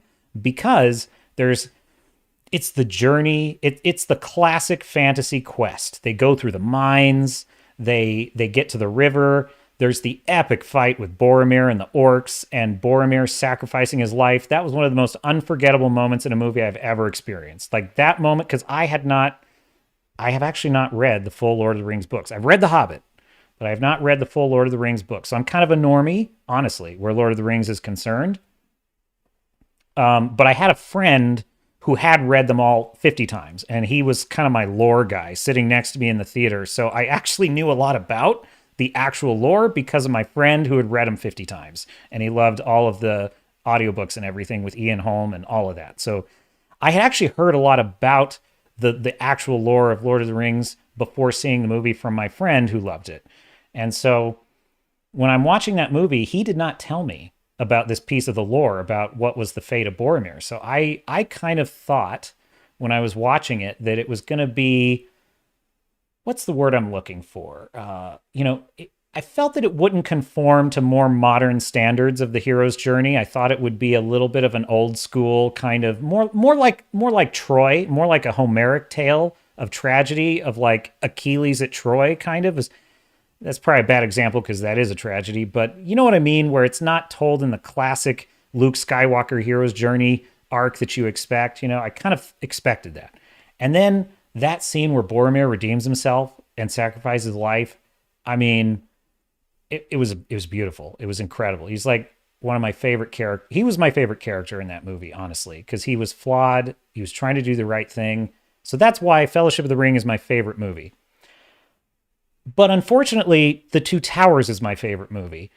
Why? Because, oh my God, Éowyn all day long, but also just the moment that movie begins and you're going into the mountains and you're hearing Gandalf's voice, I had chills. I was like, oh, I'm in for something here. And then you get to the Rohan. Rohan is my favorite faction. Rohan is my favorite faction in the games. In video games, I wanted to play as Rohan because they're amazing. The Horse Lords. Carl Urban's character is just incredible. He's so good in that movie. And then King Theoden. King Theoden is amazing. And then then you get to the Battle of Helm's Deep, which is one of the most magnificent movie battles ever. I mean, ever. Tell me. The opening battle in Gladiator can't even beat that scene. It's nothing. It's not even close. And then the way that Gandalf comes in and, sorry, spoilers for Lord of the Rings, 20-year-old movie, just warning you here. The way Gandalf comes in at the end and saves them, and the music, Howard Shore's score, chills. I still get chills watching it, and I've seen it 10 times. So that is why The Two Towers is my favorite movie. But unfortunately, The Return of the King is my favorite movie. And the reason why Return of the King is my favorite film of all time is because Aragorn is he returns. He's the king. No, but Minas Tirith, the battle. Okay, Faramir actually is probably my favorite character in the third film. No, Sam is my favorite character in the third film because Sam, oh my God, when he's carrying Frodo up Mount Doom, tell me if there can be a single dry eye in the house during that scene. Seriously, how can a grown man not cry when, that scene happens? It's just so amazing. It's like, I can't carry it for you, Mr. Frodo, but I can carry you. Oh my God, I just get chills thinking about it. It's so good. So good. So yeah, I'm sorry I can't give you a single Lord of the Rings film that's my favorite because they are all just incredible. And if I had to do it in a technical way, if I had to say which one is technically, in terms of execution, the best film, I still couldn't, because I'd say that Fellowship and Two Towers are equal. Return of the King would lose by a nose because of the Deus Ex Machina of the ghosts. I thought the ghosts were terrible. It basically gave Aragorn the power to have an invincible army that would beat Sauron for 1,000 years if he just chose not to let him go. And they basically are invincible. There's no way to kill him. So when they clean out all the orcs, it's, oh, well, that was nice. That was handy. Gimli even says it. Gimli even says it in the movie. He's like, oh, best not to let these blokes go. They're pretty useful in a tight spot. It's like, well, duh. They're invincible. Super awesome. Very handy. So no, I hated the ghosts. The ghosts were terrible. And I know that the book, it was different. In the book, it was like he recruited these pirates on the river. He used the ghosts to scare the pirates and like take their fleet. Lord of the Rings guys, let me know. But like that was kind of, and I thought that's already a better story. Like my mangled paraphrasing explanation of it is already a better story than Invincible Ghosts Save Day. Okay, that was a long answer to that. Well, let's see. I'm trying to find where I was. Love GC, CJ, if it's fine. I enjoyed the stream. Catch you next time. Thanks, Waffle. Thanks for joining. I really appreciate it. I should probably wrap this up soon. I've been going a while, but you guys are the chat's starting to happen, so I'm having fun now. I've always been having fun, but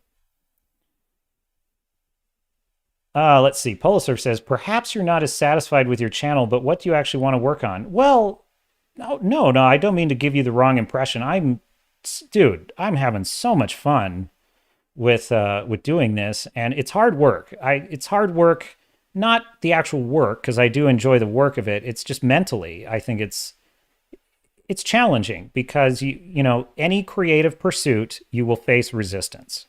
And if you don't know, there's a great book, The War of Art. You'll hear me say it a lot, by Stephen Pressfield. He says, any creative endeavor, starting a new business, you face resistance, and resistance is basically a one-size-fits-all term for doubt, fear, judgment, laziness, excuses. I should be doing something else. I'll never be as good as Gary Beekler. Why even try? Who's ever going to have as many subs as the Critical Drinker? And, that's resistance, right? And so you face that, but that's the beauty of having a professional mindset, is when you have a professional mindset, you show up to work even when you don't feel like it.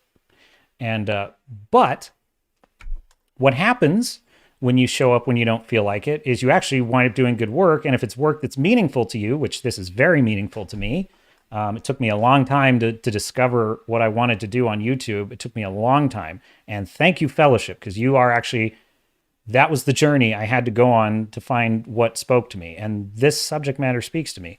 So it's very rewarding, I think, actually, now that I'm doing it. But you have to have a professional mindset, which is, so anyway, very satisfied with the channel. I love it. How can we help you accomplish it? My goal. Just help me get the momentum on subs. Because my goal here, I don't know if any of you are going to the meetup, the Friday Night Tights meetup in April. My goal is to get there and start meeting you and meeting the F&T crew and just meeting more of the fellowship. And my plan is, I don't know how much I should say. I am working on an Iron Age story, which is a science fiction, Star Trek style space opera. And my plan is to kind of build it similar to the way that like Eric July did ISOM, and kind of build a pre-order campaign eventually. But there's a lot of work that has to be done before that's possible. So my goal is to build the channel, and then the channel is meant to be entertaining in and of itself. The channel is meant to be a fun community. So to answer your question, how can you help me build it? You're doing it. Like, being here is so awesome, and I so appreciate it. And just keep sharing it. Share the channel, share the videos, and hit that like button, hit that subscribe button. Help people find out about it. And also, be honest. I know that I'm new at this, and my videos are probably need work. And there's things I want to get that quality up there. I want to get better at this. So I know that I've got a learning curve. So, I'm fine with whatever is earned is what I will accept. And so to the extent that I am earning people's time, that's incredibly meaningful to me. And that is also a lesson I learned the hard way. It might sound funny to you, but like, as much as I hate the behavior of an Alex Kurtzman, I don't hate the individual, because I think hating people is a bad thing. But I do hate the behavior, and I hate the narcissism of those types of professionals. But I also kind of understand it, because, there's a temptation to feel entitled, I think, to, you spend hours and hours and hours with these characters.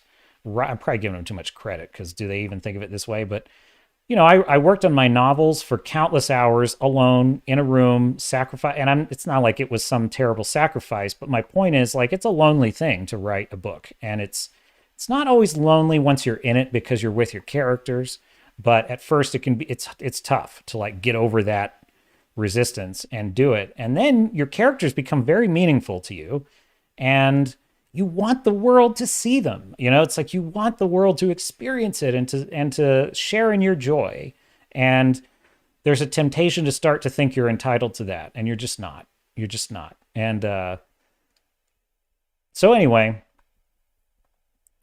that's what I have to say about that. So just keep doing the work is the point. And that's my goal, is to keep doing the work and earn an audience for this channel and earn an audience for those characters and just keep it expanding and give a voice. No, I don't want to sound like I'm I'm so grateful for this Oscar and I just want to give a voice to all the marginal. No, I'm just kidding. But seriously though, I think one of the things that I was in a dark place when I found Friday Night Tights, and I found it all through Critical Drinker. What a weird rabbit hole that was when you think about it. But like I would see live streams and I'd hear something else that someone else I'd never heard was saying. Like when I first heard Mahler dissecting a story, it pissed me off because it was a story I liked and he was right. I was like, oh my God, he's exactly right. He's figured out every flaw in this story that I couldn't see. And of course I'm a writer, so that scares me a little because I'm like, oh shit, am I a hack? I didn't even see that. But actually now I find it's just super cool. And so of course I subscribed to his channel. So then I found all these other channels, right? And I suddenly realized that like there's other people out there who feel what I'm feeling and they think what I'm thinking. And it's, I'm into, look, I hate politics, but I also obsess over it a little bit. I have a lot of political beliefs, but only because I just want to live free, man. I just want to be left alone. I want to live in a society that loves itself. Like, I want to live in a society where people like each other, people are generally safe and they can live their lives and they're not, being forced to do things against their will. Like that's just kind of what I want. And so to that extent, I think about politics a lot, but it's nice to be in a world that's not about that, right? I want to get the hell out of that. Like, it's a fact of life. You just can't avoid it. And, but this is my passion, is stories. My passion is stories. And so finding the F&T ecosystem has been amazing because it's like, these are people who love stories, but also are not yelling at me for not liking the woke shit, and that's really what it comes down to, is like, they also invite me to disagree with them, which I appreciate. This is why the woke are starting to destroy themselves. And much like the ring in The Lord of the Rings, evil has a way of undoing itself. And wokeness is, I'm not talking about the people themselves necessarily, but the behavior of wokeness is evil. It is very evil. And it is self-destructive in the extreme because it's negativity is what it is. It's looking around at the world and all you see is negativity. And that is a recipe for freaking misery. And so they're kind of destroying themselves because you notice how they can't take a joke they can't take a joke. The left used to be great. And if there's anyone who considers themselves on the left in the audience, you are welcome here. Do not misunderstand. I'm just saying that like it used to be kind of a left-wing thing that like The Daily Show was great. Like they owned all the comedy.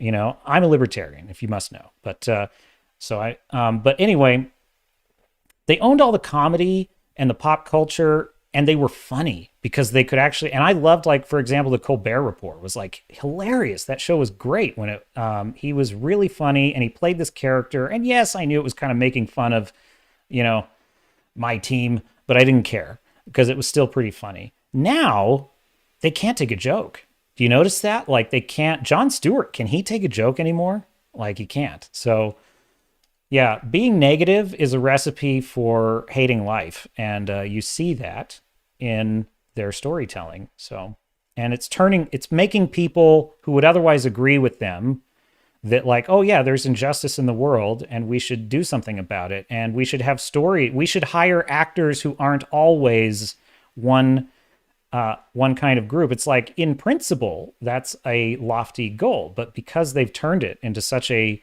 hostile thing that like now they're pushing people away who would have otherwise agreed with them, and it's destroying their own movement, which is a good thing. That's a good thing. Polo Surf says, writing is phenomenal. Do you have any published works? I do, sir. I'm going to briefly switch to my overlay. And again, if I misgender anyone in the chat, forgive me. I'm just reading your username, so sometimes, but don't cancel me. Let's see. Main, here we go. That is my book, sir. Blood and Oak. It is available now in Kindle, paperback, and audiobook on Amazon. And I am, by the way, looking for ways to no longer be dependent on Amazon. So that is one. But for now, Amazon is the best way I can fulfill my product. So I have 2 books. The first one is Blood and Oak. The second one is Blood and Oak, Wolves Will Eat. They are effectively season 1 of my Swords and Sails adventure story. So it's a classic high seas, kind of like, if you've ever seen the Jack Out, like Master and Commander, they're kind of that type of a story. So the first 2 books tell one complete narrative and leave possibilities for another story. And I'm working on this as well. So I have this one and a sci-fi one I'm working on. So check that out if you are so inclined. And all I ask, well, that's all I ask. If you check it out, if you like it, I appreciate it. And it's not for me. It's for my characters. They need some love. That's all I'm saying. It's how every writer feels. Do you write, sing, dance, act, direct? Sing? No. Do you want to hear singing? Polo surf? I don't think you want to hear that. Dance? I have been known to cut a little rug in my time. Once in a while. Wait, is this a veiled way of saying dance monkey? No, I'm just kidding. This is one of the weird things. When I was a little kid, I danced all the time. I was a very exuberant, outgoing, extroverted kid. And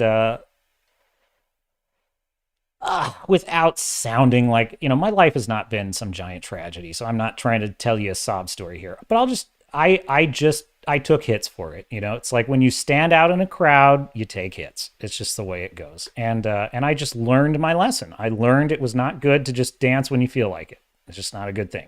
You don't want that attention. And so I stopped doing all of that. And, but I've sort of rediscovered it a little bit in recent life. This is a weird conversation. I'm going to move away from this. Yes, I sometimes dance in clubs. Act, direct.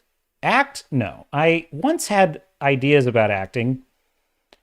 I don't know if I would be a good actor. My friends tell me I can sort of do voices a little bit. I don't think I'm very good at it, but they seem to think I have some talent at that. Look, I don't even actually think I ever set out to be a writer exactly. It was more that I had these stories in my head, and it was like, how do I get these stories into reality? That was what I wanted. And I read novels at the time. When I was younger, I read a lot of novels, especially fantasy novels, and kind of obscure ones. I didn't ever read like the really popular ones like Game of Thrones or Wheel of Time, but I admired what those writers were able to do. I admired that they were able to create this story. And of course, anyone can write a book in theory. All you need is a pen and paper, or in modern times, a keyboard and a computer. That's the most effective way to make a story reality for someone who has no resources. And so that was where I started, was like, okay. And I liked the craft of it. And so I set out to learn how to replicate that. And it was purely an ends. It was really just an ends. I didn't set out to write for writing's sake. I hate journaling. Like, I'm just not that kind of person. It's like, I want to create an experience. How do I create that experience? So to answer your question, if I have to write, sing, dance, act, direct, produce, run a business, anything I have to do to deliver that experience is what I will do. I will do whatever is in my power to do to deliver the experience that is in my head, which is an incredibly epic movie that's like emotional and moving with characters you care about and you love who go on an adventure that inspires you. That is, I love that experience when I have it in theaters, and that is what I want for my audience. And so whatever skill I had to learn how to edit to do this channel, because that is what the audience requires. And I have more work to do on that score. And so yeah, that's kind of the answer to that. I will do what is necessary. Waffle says, I'm here because of FNT. Well, thank you, Waffle. I appreciate that. It really does mean a lot to me. And I know you're taking a risk, a new creator. Your time is valuable. You've got a lot of YouTube videos you could watch. So thank you. I appreciate that. And I don't take that for granted. So, see, writing. No. I think I read that one. Let's see here.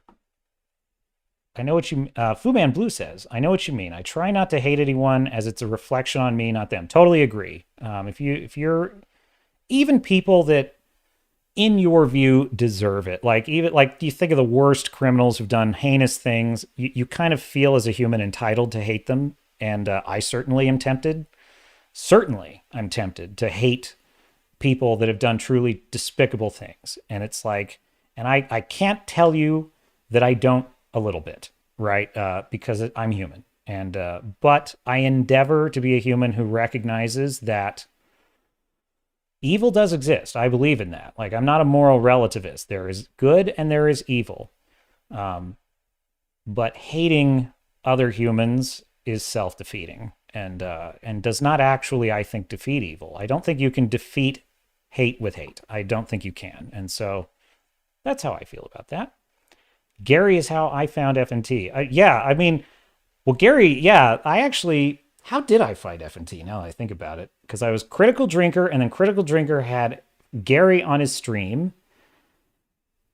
And how did I don't remember how I actually got there.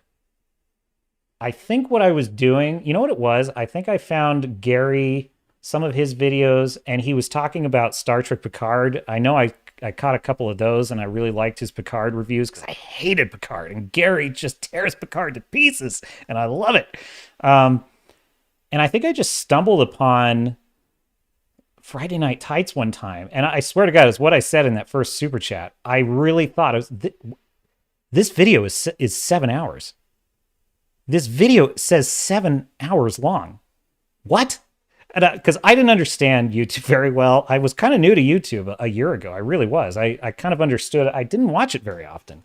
But like TV was so bad, I had nothing else to watch. So I just started watching videos because it was a replacement for like every show is garbage now. And so I just couldn't. But I actually found I really enjoyed it because it wasn't politics. I liked that it was not political stuff. There were, it was entertainment, comic book, nerd stuff. And but then I actually start watching the stream, and it's just too much fun. I don't know what to say. It became fun, and I started listening to it, and now I freaking love it. I love live streams. If I could, I would watch live streams all day if I could. There's at least 10 people whose live streams I don't get to watch enough of. So, which again, you're spending your time with me, and that's awesome. That is a huge compliment. So I thank you for that. Come on, man. You're in no way far from an Oscar. Mahler is sharp as hell, Fu Man Blue says. Agreed. That guy is the surgeon. The surgeon, man. There is no one. And I mean this. My dream would be to have Mahler be my editor. Like if I had my next book, if Mahler had the time and I had the wherewithal to pay him what he deserves and he could just do an edit for me, I would follow that edit and I'd be like, this book's ironclad. You can't find a flaw. You can't. Mahler edited this. There's no flaws.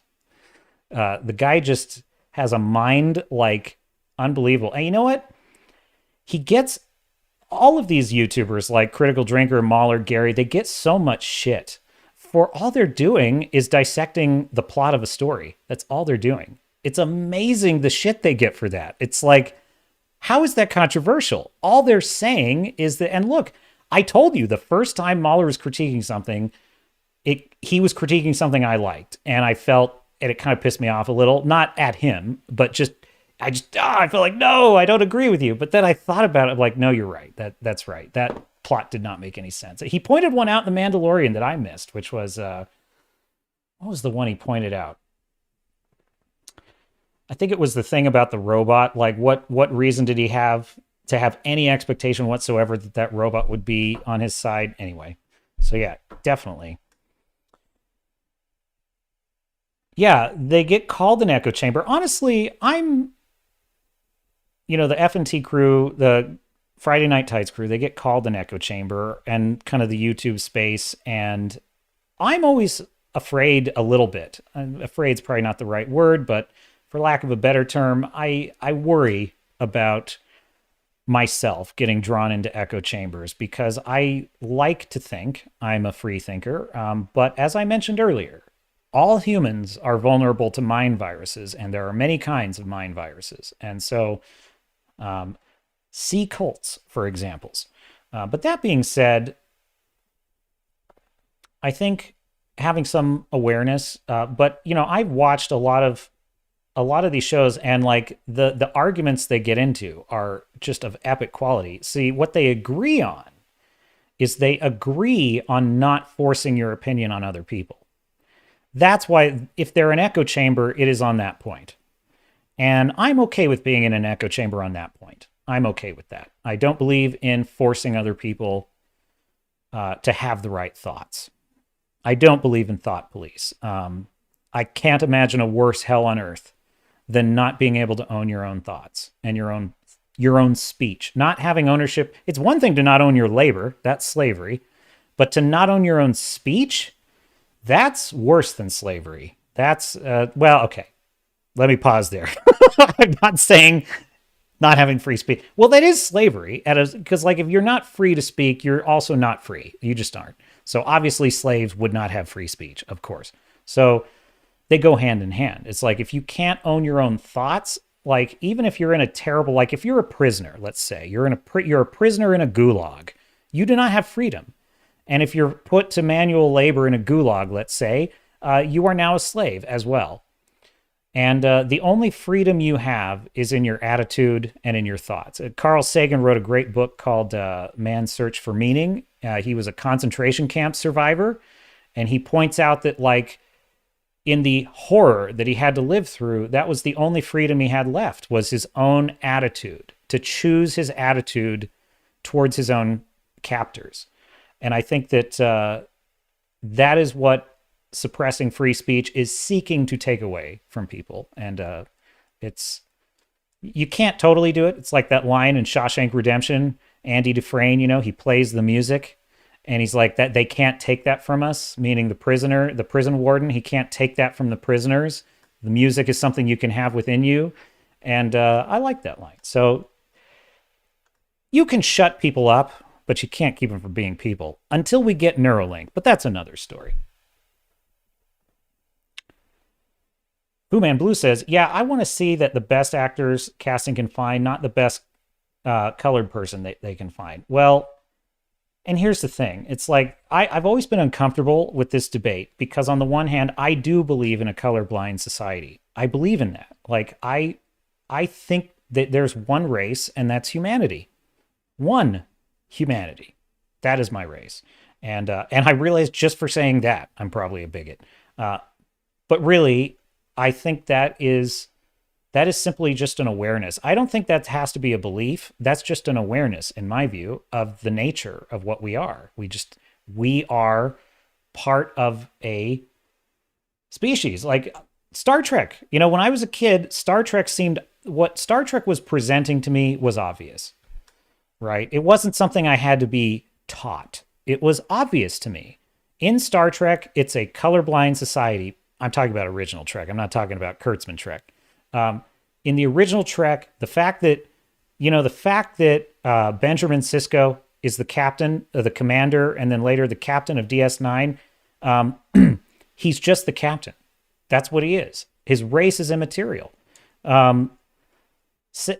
I never once thought about Geordi's race when I was watching Next Gen when I was a kid. It never even occurred to me. It was just Geordi is the guy in engineering fixing things. That's who he is. And then that, by extension, applied to all the aliens that they encounter, because the aliens are different species, and yet the attitude of the Federation that all sapient species are created equal which is a distinctly foundational idea in America, obviously. The idea that all sapient species are created equal was also self-evident to me. It was like, yes, we as humans do not have the right to treat aliens, as a slave race, or to abuse them, or to think less of them because they're not human. And if we are technologically superior to one of the alien races, we have a responsibility to be ethical in our dealings with them. At the Prime Directive, we don't poison other societies because we think our way is better, right? So that is what bothers me about this whole debate, is that we shouldn't even be having it, because it's self-evident that humanity should not be concerned with the color of our skin. It is the woke that are recreating the segregation era. They're recreating it. It was gone. It was solved. Think about that. Think about that. Thousands of years of human ethno-tribalism, and we solved it. Like, now I know there's people who would disagree with me, and that's fine. But you get what I'm saying. Like, we abolished the law, the legal practice of discrimination against other people based on their race. We abolished it. How many societies can actually say they did something like that? To me, that's an incredible human achievement. Not many societies undertake to correct such a terrible moral wrong. And it's amazing to me how the woke don't see that. They don't see that, like, that's a miracle. That, like, it's human nature is to be tribalistic. Human nature is to treat people differently based on grouping them. And it is a huge achievement to undertake to change that behavior. And it's amazing how the woke are recreating it in the name of correcting injustice. They're saying we need to actually have, this dorm is for that group and this dorm is for that group. And it's like, you realize what you're doing, right? You're sort of backwards reverse engineering the very thing we abolished. So I don't know. That's what they... Fu Man Blue says, haha, dance monkey. I'm like, no, I have my dignity. People tend to need a reason for any happy person they find. LOL, like what we were saying before. Yeah, like people need a reason to be happy. Like, what are you so happy about? Polo Surf says, I'm back. Perhaps evil can defeat evil via mass genocide. That's what they think, right? They think, by the way, okay. And again, Swords and Starships is politically agnostic. Everyone is welcome here. So I will express occasionally my views, but do not take that to mean that you are not welcome if you don't agree with me. But this is one of the things that bothers me about kind of some of the right language lately has been the word demonic. People have been using this word demonic for like bad woke behavior. And while I agree with in principle what they're saying, that like, yes, this is evil behavior. This is evil behavior, and we can't allow it. Like, we can't not resist it. But I get, it just bothers me to start actually, because to me, that's kind of the same game they're playing. Is like they begin to dehumanize their enemy. And that is that's a danger in human thinking. Once you start dehumanizing your enemy, even in World War II, right? The Allies had every reason to despise the German people, right? And no doubt that both sides committed a certain level of atrocities. We both know that where the balance of atrocities lies. Don't get me wrong here. But like, it's war. War, everybody does bad things. It's just a fact. But I do think there was still an ethic on the side of the Allies that like there's a proper way to treat prisoners. It's like there's regardless of what individual soldiers may have done that was not authorized, even the leaders of Germany in World War II were entitled to a trial in the eyes of the world. So that to me is a demonstration that even people you may think are irredeemable on some level are still entitled to human treatment. I'm probably getting too in the weeds there, but that's just my point. It's like, You do have to fight a little fire with fire sometimes. I'm not saying you never fight fire with fire. I'm just, because we had to fight the Germans with fire, that's for sure. The WW2 Germans, not modern Germans, of course.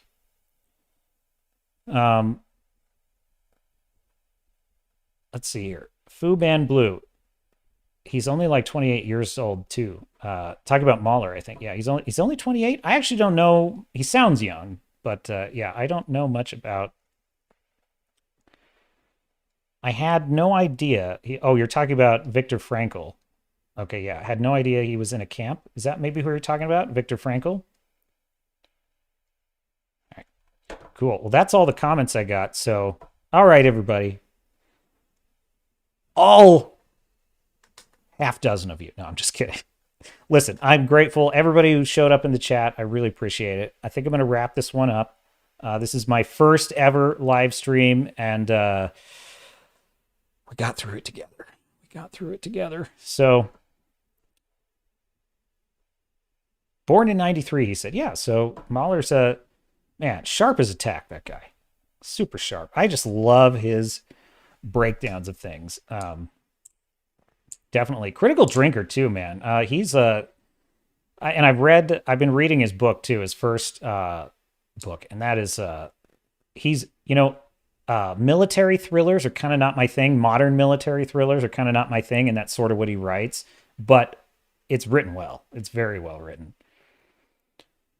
Yeah, thanks, Fu Man Blue. I appreciate it. Thanks, Polar Surf, Tom, everybody else. Who else? Waffle was in here. Waffle's gone, but I appreciate you guys helping me out, sitting with me for a couple hours on a Saturday, and hopefully we can grow this thing and we can get it popping. So, all right. Well, that is the first ever Captain's Cast, and this is Swords and Starships. I am Captain Garrett, and I say to you, I will see you out there.